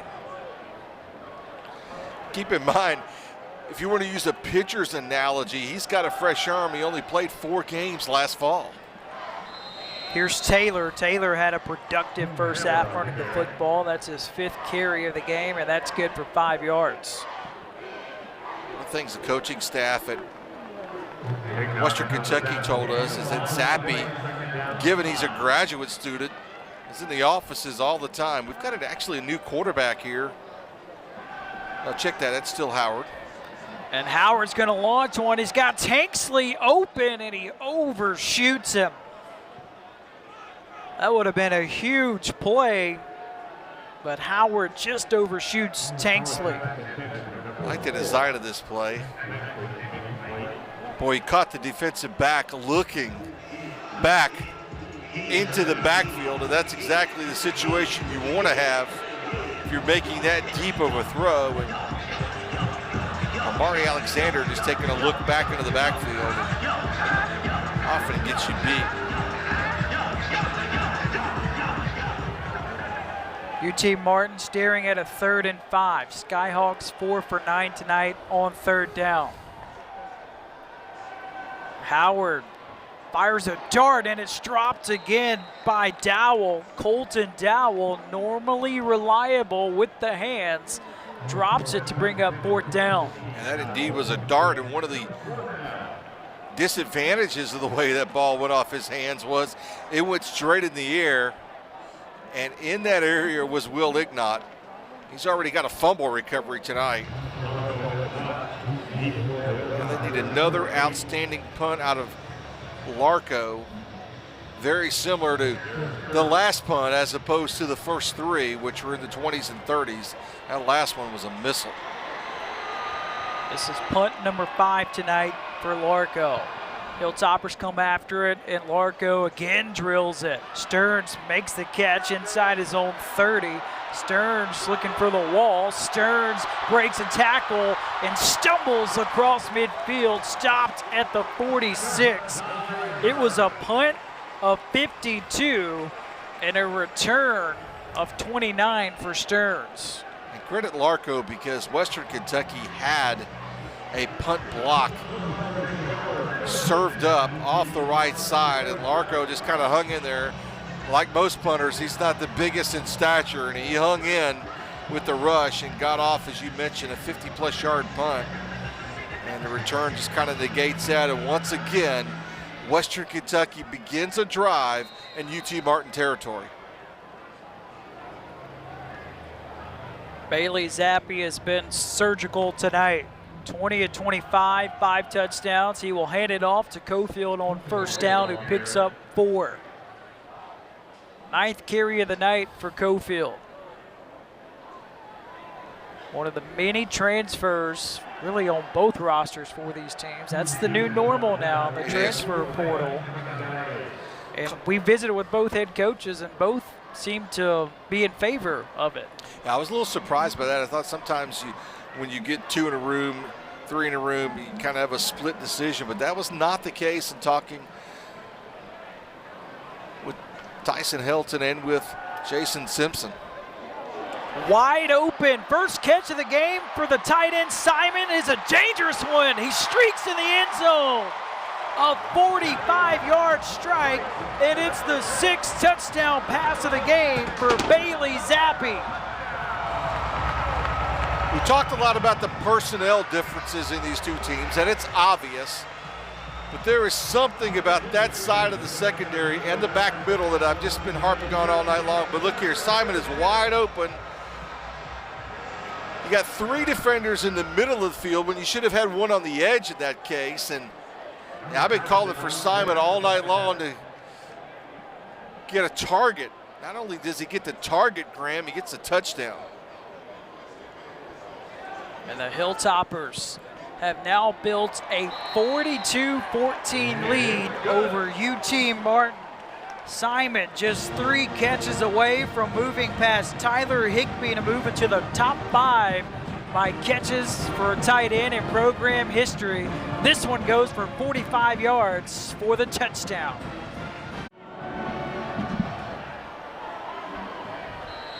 An offensive explosion for Western Kentucky. Remember, they did not score their first 2 drives. Since then, they have scored every single time they have touched the football, as this is in the end zone for a touchback. UT Martin will have it 1st and 10 from their own 25 coming up. And again, UT Martin, they ended the second quarter on a very positive note. Keon Howard with a touchdown strike to wrap up the first half. He trots back out on the field. Howard tonight, the Tulane transfers, 10 for 21, 81 yards, 1 rushing touchdown, 1 passing touchdown. Play clock is already under 10 seconds.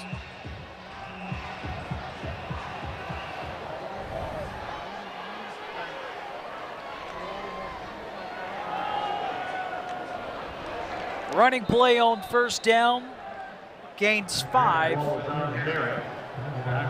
It's Wallace, Zach Wallace, a freshman with a carry.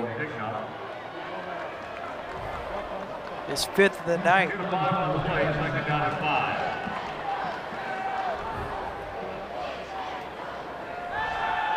Howard will whip it across, and he connects with Dowell for a first down as he works his way up to the 45.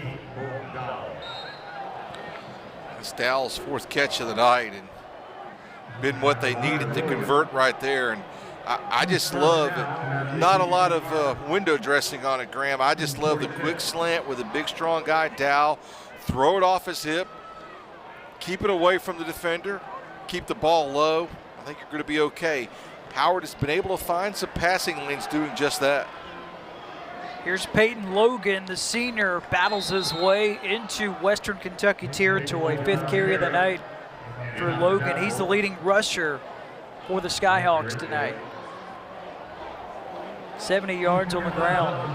Now, despite the score, UT Martin wants to go tempo here. And at least early on in this drive, it's worked well for them.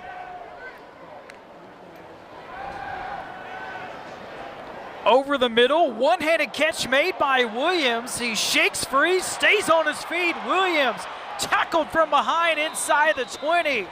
What a connection to Williams, a gain of 31.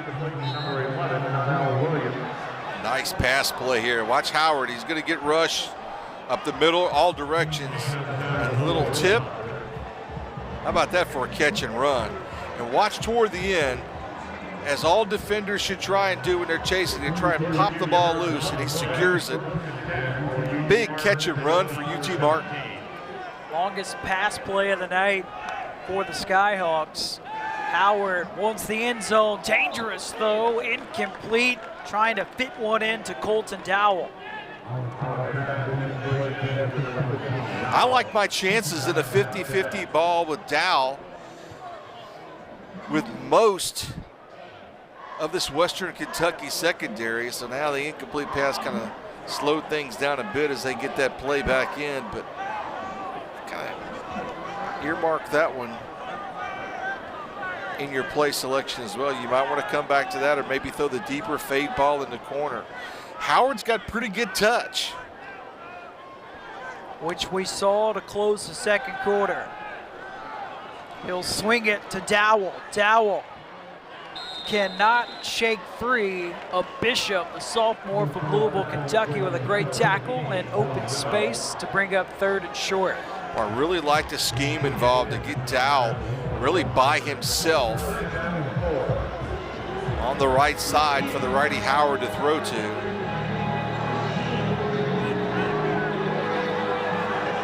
You also question right now if you're in 4-down territory. It's 3rd and 4, UT Martin, 40% tonight on 3rd down opportunities. Really deep in the clock here, getting this play in, and they've changed it. Howard over the middle, incomplete. It was a low throw to Tanksley, and this brings up 4th and 4. Howard's been pretty much on the mark with his throws tonight. That was perhaps the worst one for the time when they needed it the most. It's going to be right at the feet, be really low and behind. Not so much at the feet as it was behind when you look at the replay. And I think this is the right move. You've got a solid place kicker in Larco. Bring him in. 28-yard field goal attempt for Larco. Has only missed 2 in his career, and this one he's able to sneak it in. Rather, actually misses it wide to the right. Only the third time in his career that he has missed a field goal, and this one no good from 28. Really look at the surprise on Jason Simpson's face as Larco came off the field. I'd like to see that one from the camera in the opposite end zone. To your point, Graham, that looked good going through.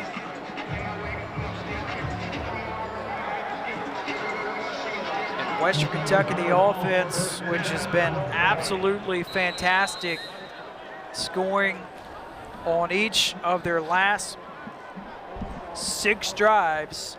Offense back on the field.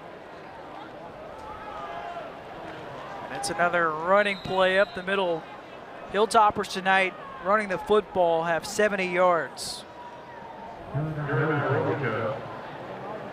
How many times have they ran it on first down from, say, the second quarter on? I think that number has been pretty high, and they've been successful doing it, so why not?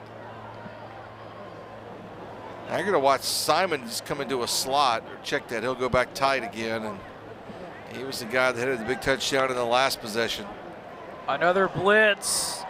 Zappe shakes free and is able to dump it to Craig Burt. His first catch of the night results in a first down as he works his way up to the 37, a gain of 14. Another one of those from Hutchinson there. Watch the tempo here.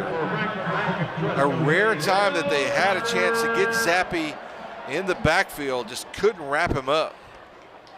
Hilltoppers go turbo speed. This could be trouble. Stearns escorted out of bounds as he gets close to midfield. Now the same principle falls through when you talk about returning punts, make the first guy miss.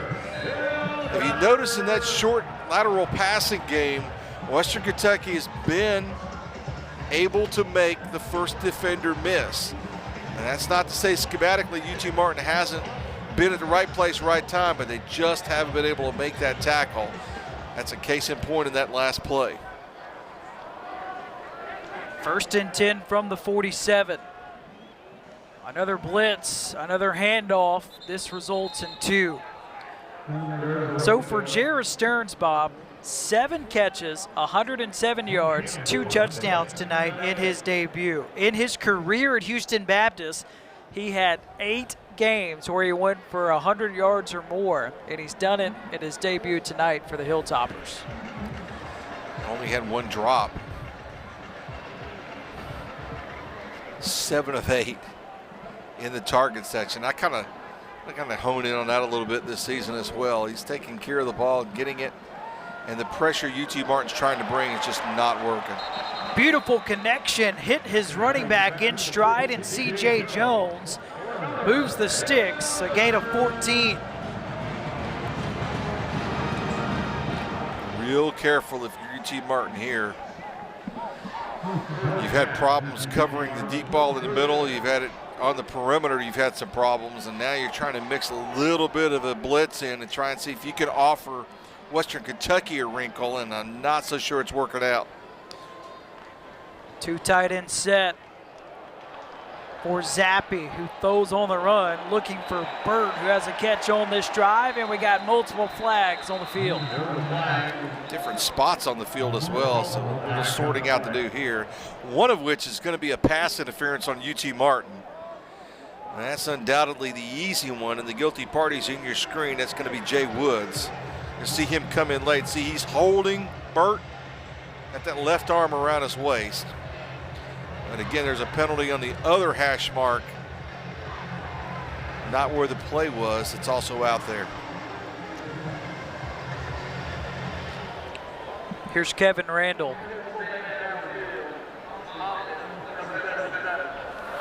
Pass interference, defense, number 4. Those penalties offset. We'll replay first down. Offsetting penalties. So we'll do it again. 1st and 10 from the 36. We're seeing new targets come in the game for Western Kentucky. One of those being Ben Ratzlaff, a senior from San Diego, California. Another one of these transfers from Houston Baptist. Averaged over 100 yards in catches per game last season. Again, small sample size. They only played 4, but he's got his quarterback here with him. Here's Josh Stearns, his first catch of the night. Results in no gain. He's more of the big play threat. He averaged 31 yards per catch last year, which was tops in the FCS. That's an outstanding job by UT Martin's A.J. Moss to work off the block by Simon and make the open field tackle. That's one of the better and underrated defensive plays so far tonight by UT Martin. Keeps them alive. They let Zappe try and throw the ball down the middle of the field. Now look, the deep middle is still unprotected. Handoff up the middle. Kai Robichaud, another carry. His third. This brings up 3rd and 4. I would look for one of those quick screens on the outside and just try and let that outside receiver get a catch. They're going to bring Simon in, and Davis will leave. Let's watch where Simon, if he lines up, he's going to be tight on the right side, short side of the field, to see if he's a blocker or if he leaks back into the middle of the field. Skyhawks showing blitz. This will be a free play. A shot taken. Is he in? It's caught by Ben Ratzlaff. His first catch of the night is a highlight reel grab that puts the Hilltoppers in the red zone. Called him out, Graham, and he comes in the game and makes a catch. Now the question, the flag.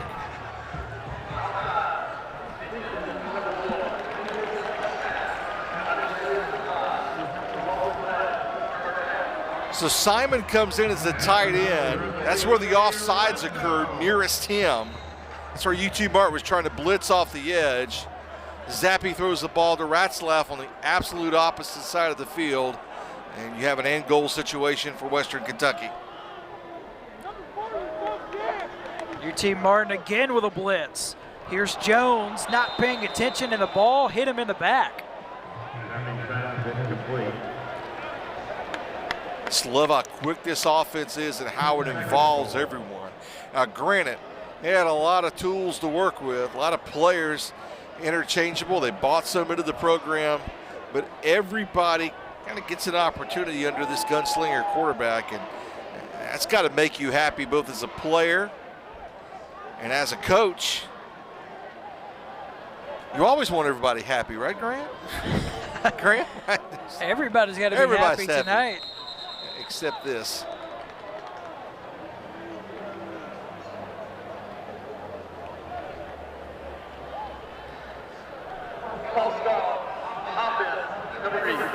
Sixth penalty of the night against Western Kentucky. This will scoop them back a little bit further. 2nd and goal from the 15. Yeah, at times this has looked like the first game of the season. That's an evidence endpoint right there. Well, the favorite target tonight for Zappe, it has been Jareth Stearns. 2 touchdown catches, over 100 yards. They go play action. Zappe, all the time in the world. Now he's going to take off and run and scamper out of bounds at the 12. So picks up about 3 yards to bring up 3rd and goal. He really wanted to look to his left and try and see what kind of coverage he could get there, because he had Davis man-to-man on the outside with Jay Woods, who made a great play just a little bit earlier in that case, and had 2 offensive linemen literally standing in a 2-point stance ready to protect Zappe on that side. They got an injury here for UT Martin. Yeah, looks like linebacker is down, and Landers stopping the clock with 3:29 remaining in the 3rd quarter. Western Kentucky has scored on their last 5 drives. Looking for more, facing a 3rd and goal from the 12. And Bob, they've just been surgical tonight for Zappe. 26 of 32, 396 yards, and 6 touchdowns. Graham's got all the numbers, and they're exactly right on that, or so our charts tell us. But I think the important thing, if you're UT Martin here, A little bit of lull in the action. Crowd's kind of quieted down a little bit. Unfortunately, you have an injury. You're going to be able to get off the field with that. But you still got to protect the deep back middle of your defensive alignment. It has been your weak spot tonight. And obviously that's in the minds of Western Kentucky as they look at a play to draw up here. And you may even see them come back with a run play here with Cofield. We haven't called his name in a while, and there's just so many options and so many weapons. And you know, you're not going to be able to say that week in and week out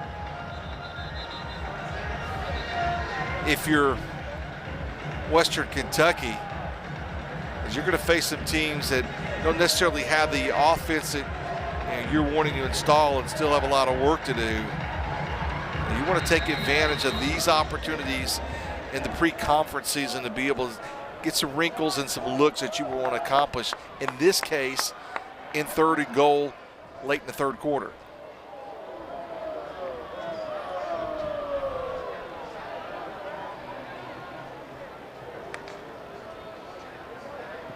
Zappe, incomplete, looking for Corley. And here comes the field goal unit for the Hilltoppers. First time tonight we've seen one of the better kickers in Conference USA. That time a little bit out of sync, and that's not the expectation coming out of that timeout, to be able to set up your offense there. And Zappe, for the first time tonight, had to check off a couple of times and a little delayed near the end of the clock and getting it off, and just not a real good situation in terms of execution in that play. Braden Narveson on for the field goal, and it is good. He has made his last 7 field goal attempts, and this gives Western Kentucky a 45-14 lead over UT Martin as the Hilltoppers offense is rolling. Although 3:02 remaining in the 3rd quarter. Western Kentucky 45, UT Martin 14. I said that the Hilltoppers had scored their last 6 drives. I was 1 short. They have scored on their last 7 drives. Pretty remarkable, as the kick by Corey Munson in the end zone for a touchback. And they've been pretty dynamite since they got beyond those first 2 possessions where they threw the interception and then turned it over on downs. And from that point on, it hasn't been a lack of effort by UT Martin. Make no mistake. At some point in time when you get to this point in the game, the time of the score, you can see the talent levels kind of shine in the difference between an FCS and an FBS level opponent. But I can tell you, we got another 18 minutes here of wide open football. Make no mistake, Western Kentucky wants to continue to score, work on some things, and the same will be true of UT Martin. Long throw and a misfire by Keon Howard over the head of Donnell Williams. So Keon Howard, he's from Laurel, Mississippi. Played at Laurel High School where he won a state championship. Jason Simpson grew up around that area, played at Southern Miss, which is in that area. Kind of their connection. He says it's always fun talking with Keon Howard.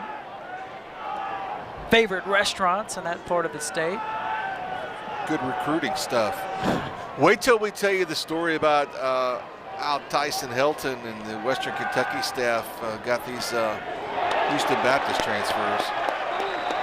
Screen trying to set it up. LaShawn Terrell has other ideas. Terrell missed last year due to an injury, and the redshirt sophomore from Hogansville, Georgia says, I don't think so. Yeah, this front 4, they've been kind of quiet tonight in terms of not making a ton of tackles, but how disruptive they've been.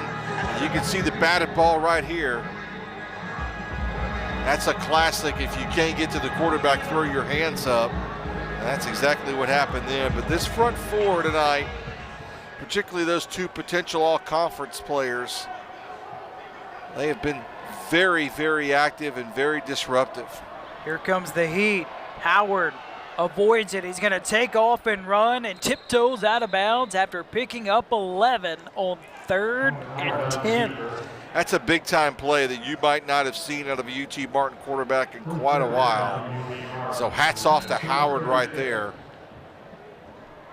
The talent level there is not a big drop-off compared to what you'll see at some FBS schools. And, of course, that's where Howard comes from. This is going to be a big, big plus for UT Martin throughout this season, this full season, I might add. Sidearm throw, that's offline. Tried to fit one into his tight end, Rodney Williams. And the problem was Juwan Jones is right there, Staples as well. He tried that kind of sidearm one, just trying to squeeze it in. Not the case then, and he'll come right back at it. Now notice how much more successful to a small degree that UT Martin has been when it wasn't at a point in time in the second quarter. Remember I commented where it was just like Howard was just trying to find a running lane and try and get some positive yardage. Now he's hanging out a little bit more, throwing the football. Here's Tanksley. Tanksley gets tripped up at the 38. A late flag is thrown. That was Miguel Edwards with the tackle. It's going to be a block in the back or a hold on the outside receiver near where the catch was made. This one's going to be against UT Martin. That's a hard-earned yard right there if it stands, but it won't. Holding. Offense, number 7. That penalty is declined. Brings up 3rd down. So you said it. A short pickup of 1 to bring up 3rd and 8. There's still a lot of opportunity here for UT Martin. I'm still the half glass full guy. There's a lot they can accomplish with this experienced receiving core. And at least in the last couple of possessions, the line has been able to hold up and give Howard some opportunities. Well, here's a set we've seen very little of tonight offensively from UT Martin.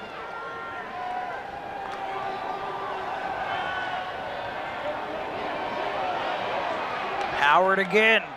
Throws on the run, wide open, it's Williams, and Williams knocked out at the 40. That's a gain of 24 yards. And that play is all key on Howard because that zone coverage defensively was still waiting on him 10 or 15 yards from where he was. He had an opportunity to run, but instead ran lateral and found the open receiver down the field behind that zone coverage I just talked about. That's a big-time play from Howard to keep the drive alive.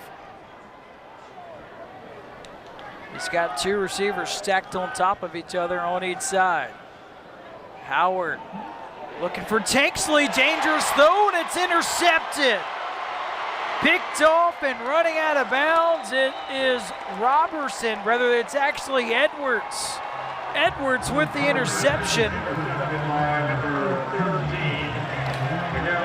Boy, hard to give out praise to Howard on this one because that was a throw into triple coverage, and I just cannot believe from the outset that Howard could not see the defender at that point in the field. That's a big turnover when UT Martin again appeared to have a little momentum here late 3rd. Second turnover on the night for UT Martin. This one comes with 1:18 remaining in the 3rd quarter.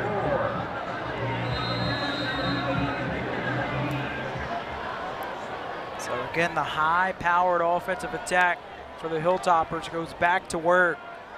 And Zappe's got his tight end wide open. He wants Davis. A shot to Davis. Does he make the catch? It'll be pass interference. It's incomplete. 1st down coming up for the Hilltoppers. If ever there was a good penalty, it's that one right there. It seems every time that Western Kentucky comes with motion, that's Jay Woods, the guilty party there. Every time Western Kentucky comes with motion, they try and swing that safety over to cover the motion man, and they throw deep middle of the field. 15-yard penalty from the previous spot. Automatic 1st down. Well, that time Zappe, he had his pick of the litter. He had multiple players wide open, wanted to go to Davis for the shot. Remember, they hooked up in the 1st half on a 73-yard touchdown pass. Davis has a slight limp as he leaves the field. be worth noting. Man, this is a high-powered offense with a lot of weapons and a lot of new weapons. Here's Cofield inside the 40. Cofield, one of those new weapons. North Dakota State transfer.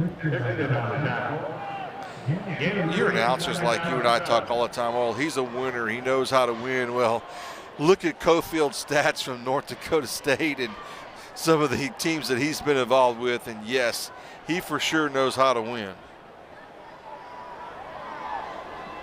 And it makes a difference. And when you talk to coaches or you see transfers in, the likes of Cofield, it makes a difference in the locker room. How about this? Zappe will fling it down the field. He's got his man, and it's caught inside the 15 by Stearns. Whether it's the tight end, Simon, his second catch of the game, puts the Hilltoppers on the doorstep as Zappe goes over 400 yards with this completion. And this was the second progression. I know when you see a reverse play like that and a trick play like that, you think, well, why is he saying second progression? Well, as always, he wanted to throw the deep ball down the middle, and it just wasn't there. So instead, he'll just go to the sideline and get a big play. Belgian, the tight end, comes in. Play clock was under 5, so Tyson Helton will call a timeout and wants to go over this as we wrap up the third quarter.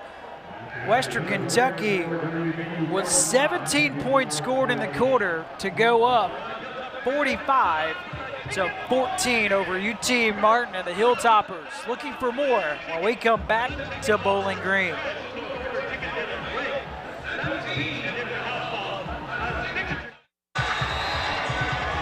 Start of the fourth quarter in Bowling Green. Hilltoppers ahead of the Skyhawks 45-14.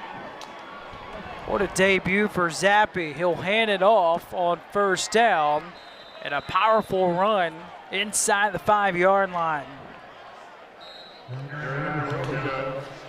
Well, you look at the numbers, 421 passing, but the Hilltoppers, they are approaching 100 yards rushing on the ground as well. 150 rushing for UT Martin. Net. And that has come against the first unit of Western Kentucky, make no mistake. That's Simon in motion. Play action, they'll look to Simon. Simon, can he get in? He fights his way in the end zone for his second touchdown catch of the night. And the 7th touchdown pass for Zappe that ties his career high against Texas Southern 2 years ago. And a quarter to play. One of the things to watch here is Simon at the end of the play, come up kind of limp. He's going to go around one of these advertising signs, and notice right there, worth a look at as the game continues. Boy, he's really come on since I started calling him out, right? About mid-second quarter. I think you did the same. He's got 2 touchdowns here in the second half. Yeah, wasn't targeted at all in the first half, and he has just been a monster.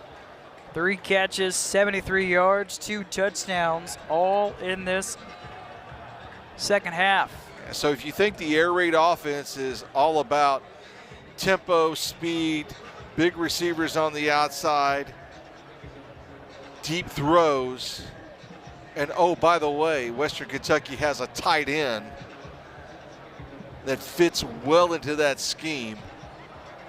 Had a big catch and touchdown run there along the sidelines in the third quarter, and then this play right here. And they seem to have all the elements in place. And that reception, by the way, that ties Joshua Simon for 5th most catches in program history by a tight end. He's currently tied with Tyler Higbee. So the next reception will put him in a sole place in 5th.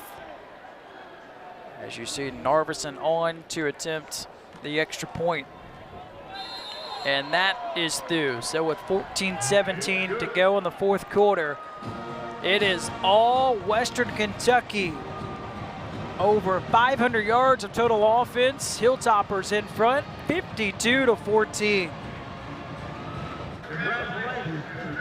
52-14 lead for Western Kentucky over UT Martin. 14-17 remaining in the fourth quarter. Safe to say that Western Kentucky is on their way to losing their last 3 season openers. And that's good news for me because Tyson Helton was kind of putting that on me. Maine and Central Arkansas of years past, so I'm grateful to get that monkey off my back. Fair catch by Peyton Logan. And Bob, when you look forward, this is a Western Kentucky team.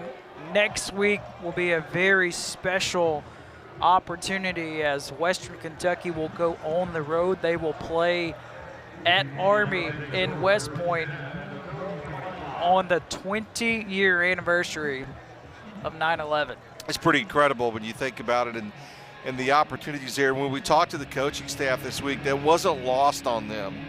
And then after kind of waxing eloquent, Tyson Helton said, and we'll be the enemy that day.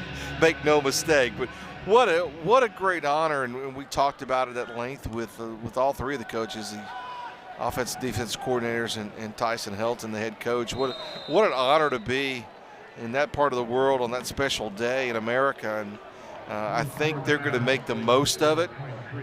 And I don't think it's lost on this coaching staff, this university, and this team the importance of doing that. So, and as Tyson Helton said, any day is a special day to be there. But imagine the circumstances surrounding that. So that'll be I believe that's a CBS Sports Network game, and it's going to be a lot of eyes on that part of the world and that day and that part of the country. So it's going to be really, really fun to see how well they do. Plus, they're going to be playing a pretty darn good football team too. Yeah, Army, definitely a very good football team. First road game of the season for Western Kentucky. That'll be next weekend. UT Martin, they will be at home. They got a very important game. They will take on the Sanford Bulldogs in Martin next weekend. And we're watching a lot of scores in the FCS tonight. Sanford is hosting Tennessee Tech from the OVC, so that'll be a good kind of measuring stick for UT Martin to kind of look at, and good equal footing type of game between 2 FCS schools, and it's not an easy opener. Sanford out of the SoCon, and they were part of the OVC in years past. So many, woven stories throughout this part of the country as we get college football going. But to quote a friend of mine, ain't it great to be playing college football? No doubt. These 2 teams playing each other for the first time in 21 years, just 3 hours apart, not too far of a drive from Bowling Green to Martin. Howard looked like he wanted to take a shot. He'll look for his tight end. He attempts to throw it out of bounds, almost intercepted by A.J. Brathwaite. And Brathwaite in that secondary of Western Kentucky, talked to the defensive coordinator. He was very excited about the progress number 2 was made, and he's aggressively going after it. Well out of bounds. That was an easy incomplete pass call, but now a 2nd and 10 upcoming, and you have to keep an eye on personnel along both of these lines now for some substitutions there. I don't see Jawan Jones and Malone. They may be done for the night defensively. Read option, quarterback keeper for Keon Howard, picks up 5. But you are right, going back to A.J. Brathwaite. Maurice Crum, who's now in his first season as a defensive coordinator at Western Kentucky, he did have a lot of high praise. He said Brathwaite is a guy, he is waited his time to play. Everybody knows about the transfer portal. That was certainly an option for him, but A.J. wanted to stay, and he's being rewarded, and he will play a lot this season defensively for the Hilltoppers. And so far this game we haven't touched on Mr. Malone deciding to remain at Western Kentucky too, and that's a great story of evaluation and listening to scouts and talking about options, and there's no happier guy on this campus than Tyson Helton when D'Angelo Malone came to him and said, Coach, I'm going to stay. First down catch made by Donnell Williams, his 5th grab. Keeps the drive alive for UT Martin. But you are right, D'Angelo Malone, 25 career sacks, has a chance to break the all-time sack record as that throw to Dowell's incomplete. A late flag is thrown at the 45. That slant play has been there for most of the night at the 12, 15-yard range, and when Howard has not been able to connect, in a couple of cases he's Holding. drawn a foul. Defense, number 14. 10-yard penalty from the previous spot. Automatic There's one first down. thing that Tyson Helton would like to see cleaned up. It's got to be the penalties, right? That's the 7th penalty tonight against Western Kentucky. Yeah, and that's going to be obviously a point of emphasis going through, because it goes without saying you're going to go play Army next week. You're going to play a very disciplined team, Jeff Monken team, that is not going to, on average, we would expect that out of Army, but they're not going to commit a number of penalties. Howard plants, fires, loads up, looking for Williams, and it's broken up by Edwards, who has had a fantastic night. Had an interception earlier in this game. Breaks up another pass.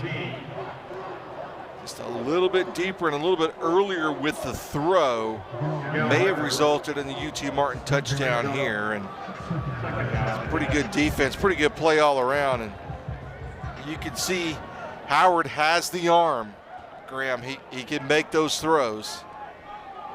And they'll continue to highlight those 3 receivers that we've talked a lot about throughout the season and that kind of pass play. Second down run for Zach Wallace, picks up 3 to bring up another 3rd down.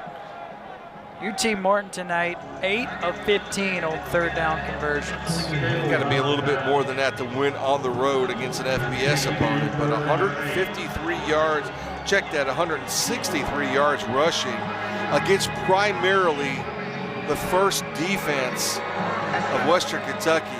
It's got to be a pretty good plus number for UT Martin when they look back and evaluate this game. Get ready for Samford next week. Randy Fields checks in for the first time tonight for UT Martin, the West Virginia transfer. Howard looks that way. Howard will dump it down to Williams, and Williams is tackled right away by Matthew Flint.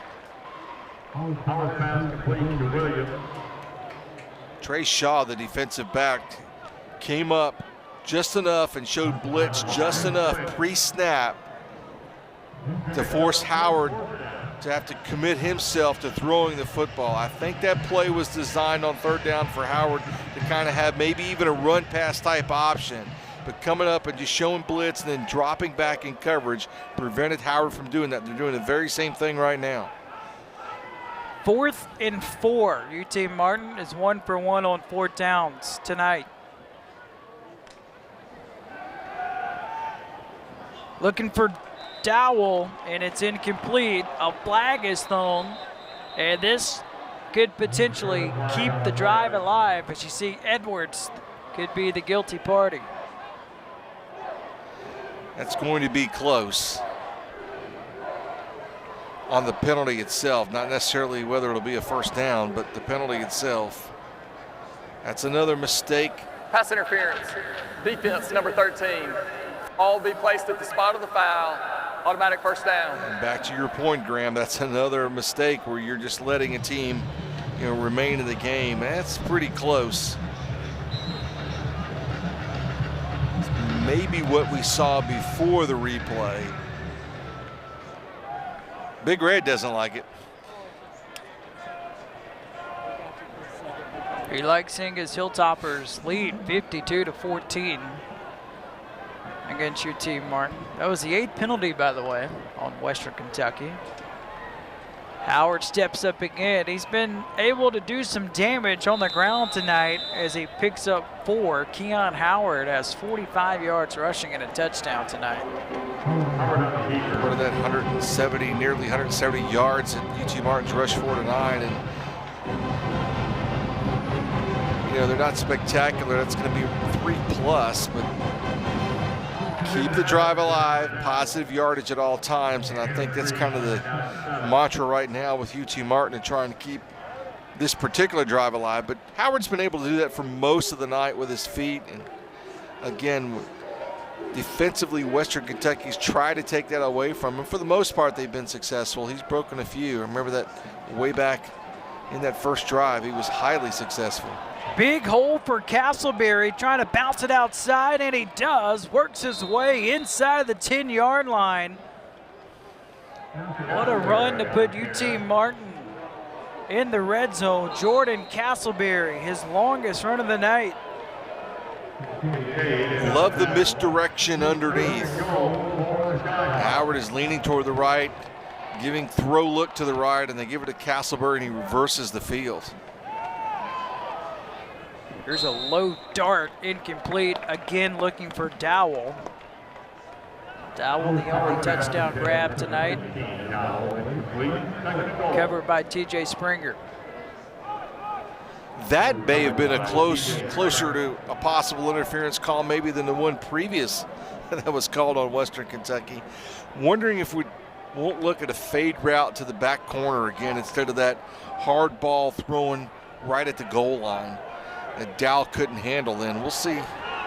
That's indeed in the making. We haven't seen this formation too often tonight from UT Martin. Did I look to the tight end, Rodney Williams? He doesn't have a target tonight. Read option, and Howard gobbled up. No gain. Yeah, this is the play Howard scored the opening touchdown on. A run by design, and just unable to get through that interior defensive line. The big guy Martin is right there, and he's been going to clog things up.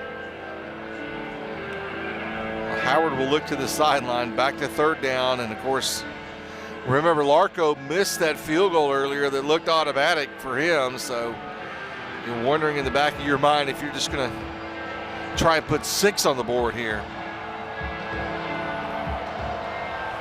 3rd and goal from the 9. Howard stays on his feet. What a move by Howard. Bangs his way in the end zone. His 2nd rushing touchdown of the night. First points in the second half for UT Martin. Graham, I've been covering the Ohio Valley Conference for a long time, and I promise you this is one of the better, big and strong quarterbacks I've seen come along in a long time, and he is going to do some damage in that leg right there, and that's a big-time run by your transfer quarterback. Extra point is good, but a flag is down. We'll keep it here. But you are right, Keon Howard, 3 total touchdowns. He's thrown it 38 times tonight, carried it 11. He's going to be sore tomorrow, but it's been a productive debut for him. Looks like the extra point will stand, as the penalty will be against Western Kentucky, and if it is, that'll be the 9th penalty tonight against the Hilltoppers. As you see, Kevin Randall visiting with Jason Simpson, the longest tenured head coach. Illegal substitution, defense, 12-man in formation. That penalty is declined. The result of the try is good. So with 7:22 remaining in the 4th quarter, it is all Western Kentucky, 52-21 over UT Martin. 7:22, it's the 4th quarter, and the Hilltoppers have a 52-21 lead over the Skyhawks of UT Martin. And with Bailey Zappe throwing for over 400 yards and 7 touchdowns, you got to wonder if he will take the field after the short kick from Larco. Again, it's the tight end, Belgian, with the reception, and he takes it up to the 34. So will we see Bailey Zappe for one more drive? I think it's binocular time. Let's take a look.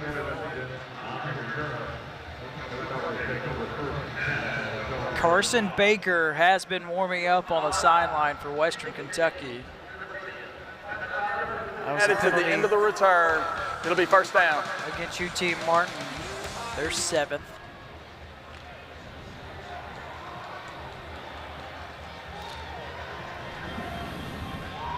And it is Carson Baker time. Redshirt sophomore from San Diego, California. Transfer from San Diego State, where he played in 8 games for the Aztecs, threw for almost 800 yards and 4 touchdowns.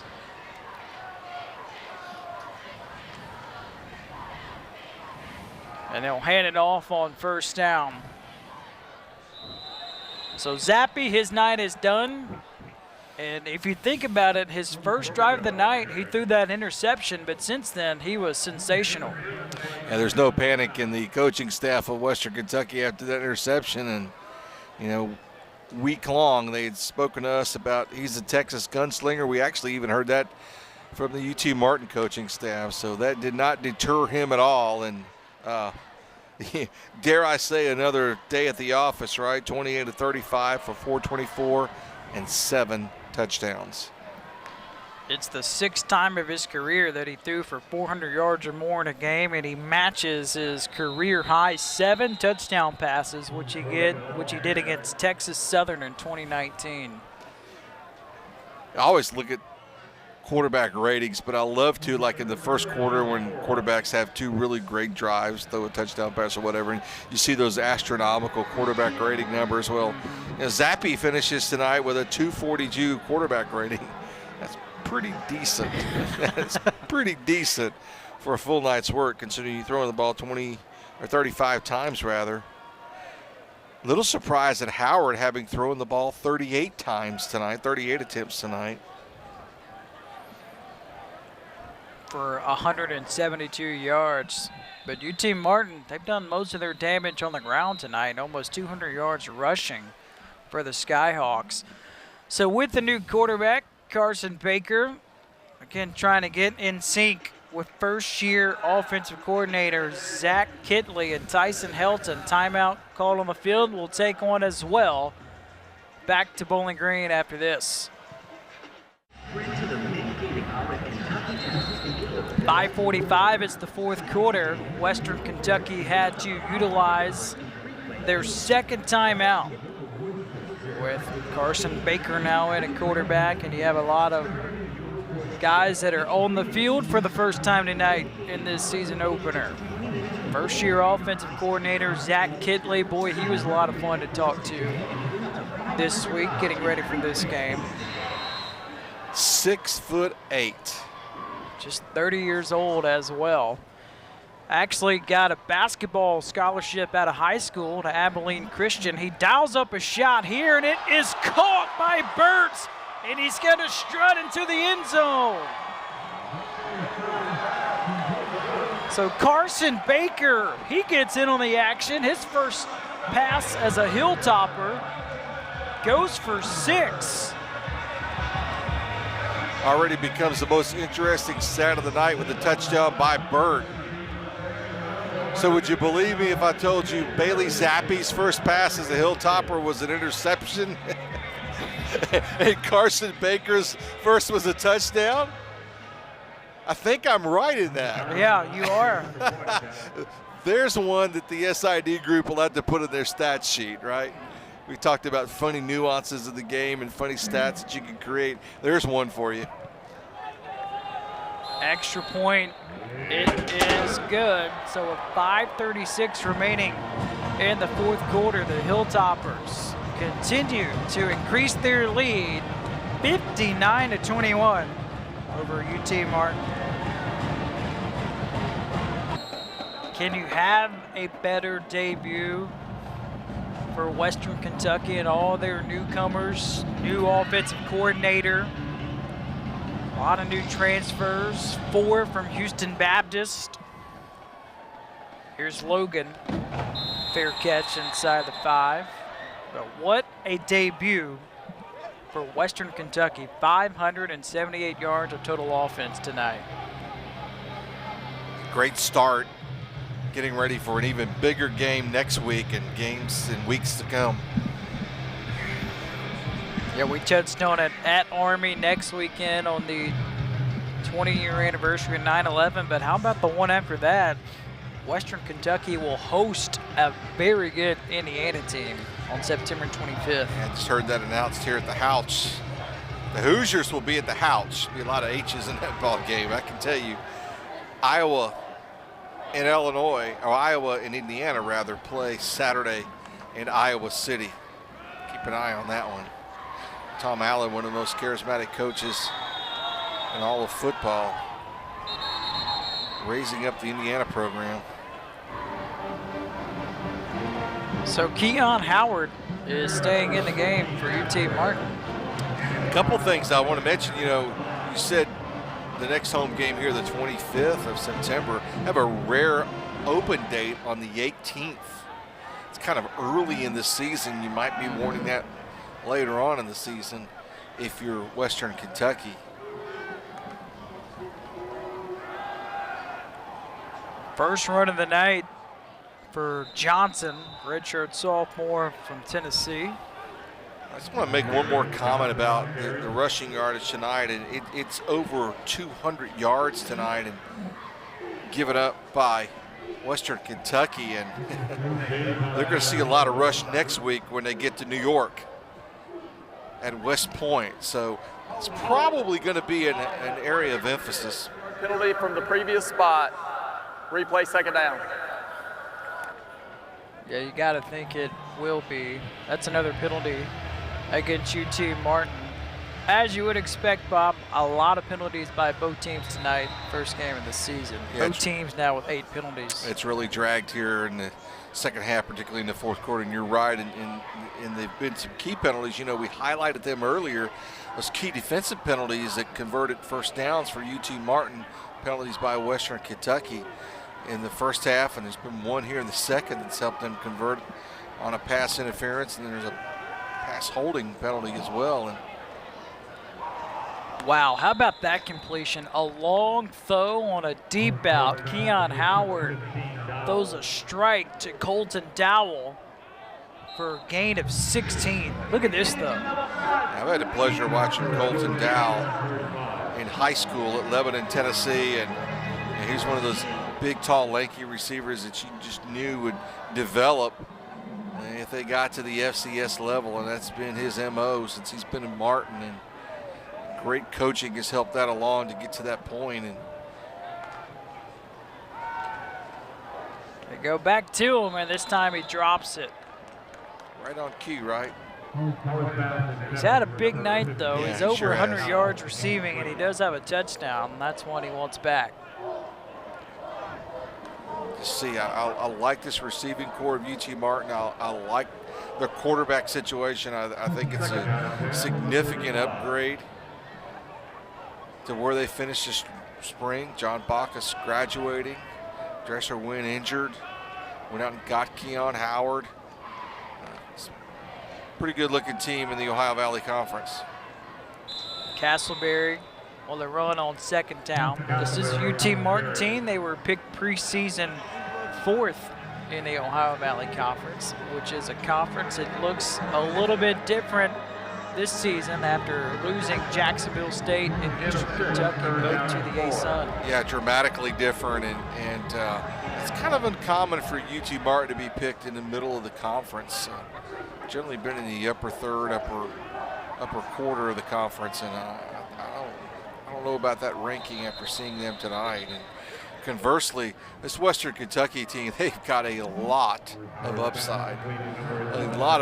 And of course, we've talked your ear off tonight, as the old saying goes, about their offensive upgrades that they've been able to bring in, but they're real, right, Graham? You can talk about it on paper. You can say, oh, well, they only played 4 games last season, did the Houston Baptist transfers, but they have come right in here. They fit right in. That's something Tyson Helton said. He used the term organic when we talked to him. You remember, he's like, it's been organic. It's like they've been here all along. Everyone's embraced him. Camaraderie was a term he used a lot with those as well. And by all means, or by all examples tonight, it looks like that's pretty much been the case with this team. And so there's a lot of upside with this Western Kentucky football team. Incomplete throw by Howard. Howard 20 of 41, 195 yards passing, 3 total touchdowns. This is my big question about this Western Kentucky team is when you and I are together in late October, do we wear our Halloween costumes or not? How does that work? I don't know. We'll have to get what policy is here. We might be wearing sweaters by then. Who knows, right? After tonight's performance, who knows? Western Kentucky might go with another whiteout. Good point. 59 points on the board. Here's Castleberry. He has a first down run inside the 45. And again, UT Martin has had no problems tonight running the football. Over 200 yards on the ground, but hold on a second. We do have a penalty marker down. 10-yard penalty from the spot of the foul. Holding penalty Replay on the second down. Skyhawks. That's the 9th total penalty tonight on UT Martin. And I couldn't help but overhearing the Western Kentucky radio crew next to us. And they used the word chippy a few minutes ago, and I think that's what this game has become. So you got to be real careful in this last 2.5 to finish it out strong and go about your business next week, because both teams have big-time challenges next week.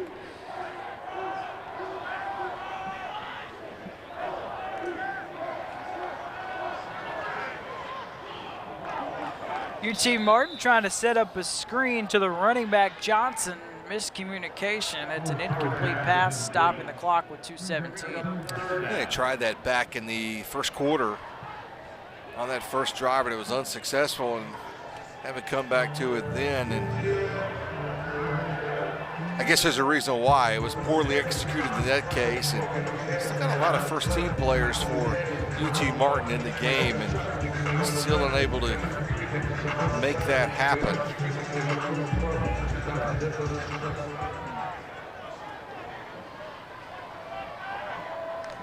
Third and 14.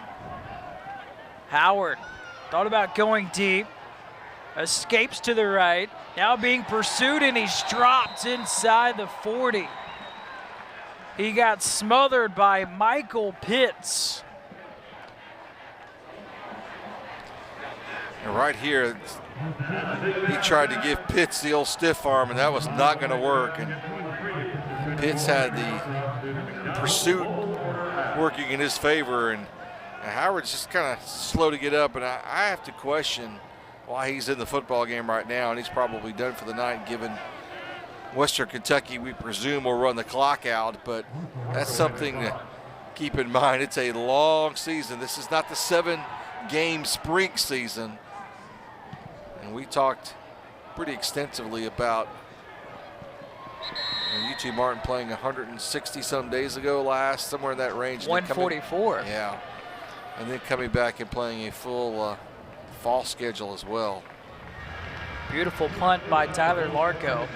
I did think it was interesting. Jason Simpson did say, since they did play the 7 games in the spring, he gave once the season ended, he gave his players as much time off as possible. They reported mid to late July.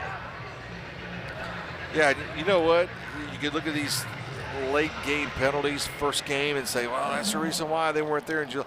But for the most part, I think he's done an outstanding job, given the fact that this team really came together 6 weeks ago at max. Look at how far they've come, and I think that's a testament to them. And the same is true of Western Kentucky in terms of blending in these transfers again. And we can talk about it, we can read about it, we can articulate it, but until you see it happen, until you turn the lights on, as the old saying goes, you really don't know. And again, I think the upside for both of these teams is substantial. As we are under 1 minute. That was the first carry of the night, by the way, for Jakaria Moses, sophomore from Palm Beach, Florida. Moses he missed 2 seasons with injuries. He missed 2018 and 2019. Quite a journey. It was his first carry of the night. He'll get another one. Rumbles up to the 17. And that could potentially be the final play of the game. And it looks like it will be. Tyson Helton looks on. He has to be ecstatic. New offensive coordinator, new offense, new quarterback. 59 points. As you see both head coaches shake hands. Strong start to the season for Western Kentucky. Very impressed with them, and again, all the pieces for tonight have all come together as they should be. Everything we see tonight from Western Kentucky as advertised. So now you got to carry it on into the season. And you got to think the player of the game tonight, Bailey Zappe, 28 of 35, 424 yards passing, 7 touchdown passes. Might be the easiest decision you and I will make all season long is to give it to the transfer from Houston Baptist, who is very much at home here at Western Kentucky. So for my partner, Bob Belvin, I'm Graham Doty saying so long from Bowling Green, Kentucky. Final score tonight, the Hilltoppers knock off the UT Martin Skyhawks 59-21. All games airing on the ESPN network, streaming live and archived on the ESPN app. This has been a presentation of ESPN.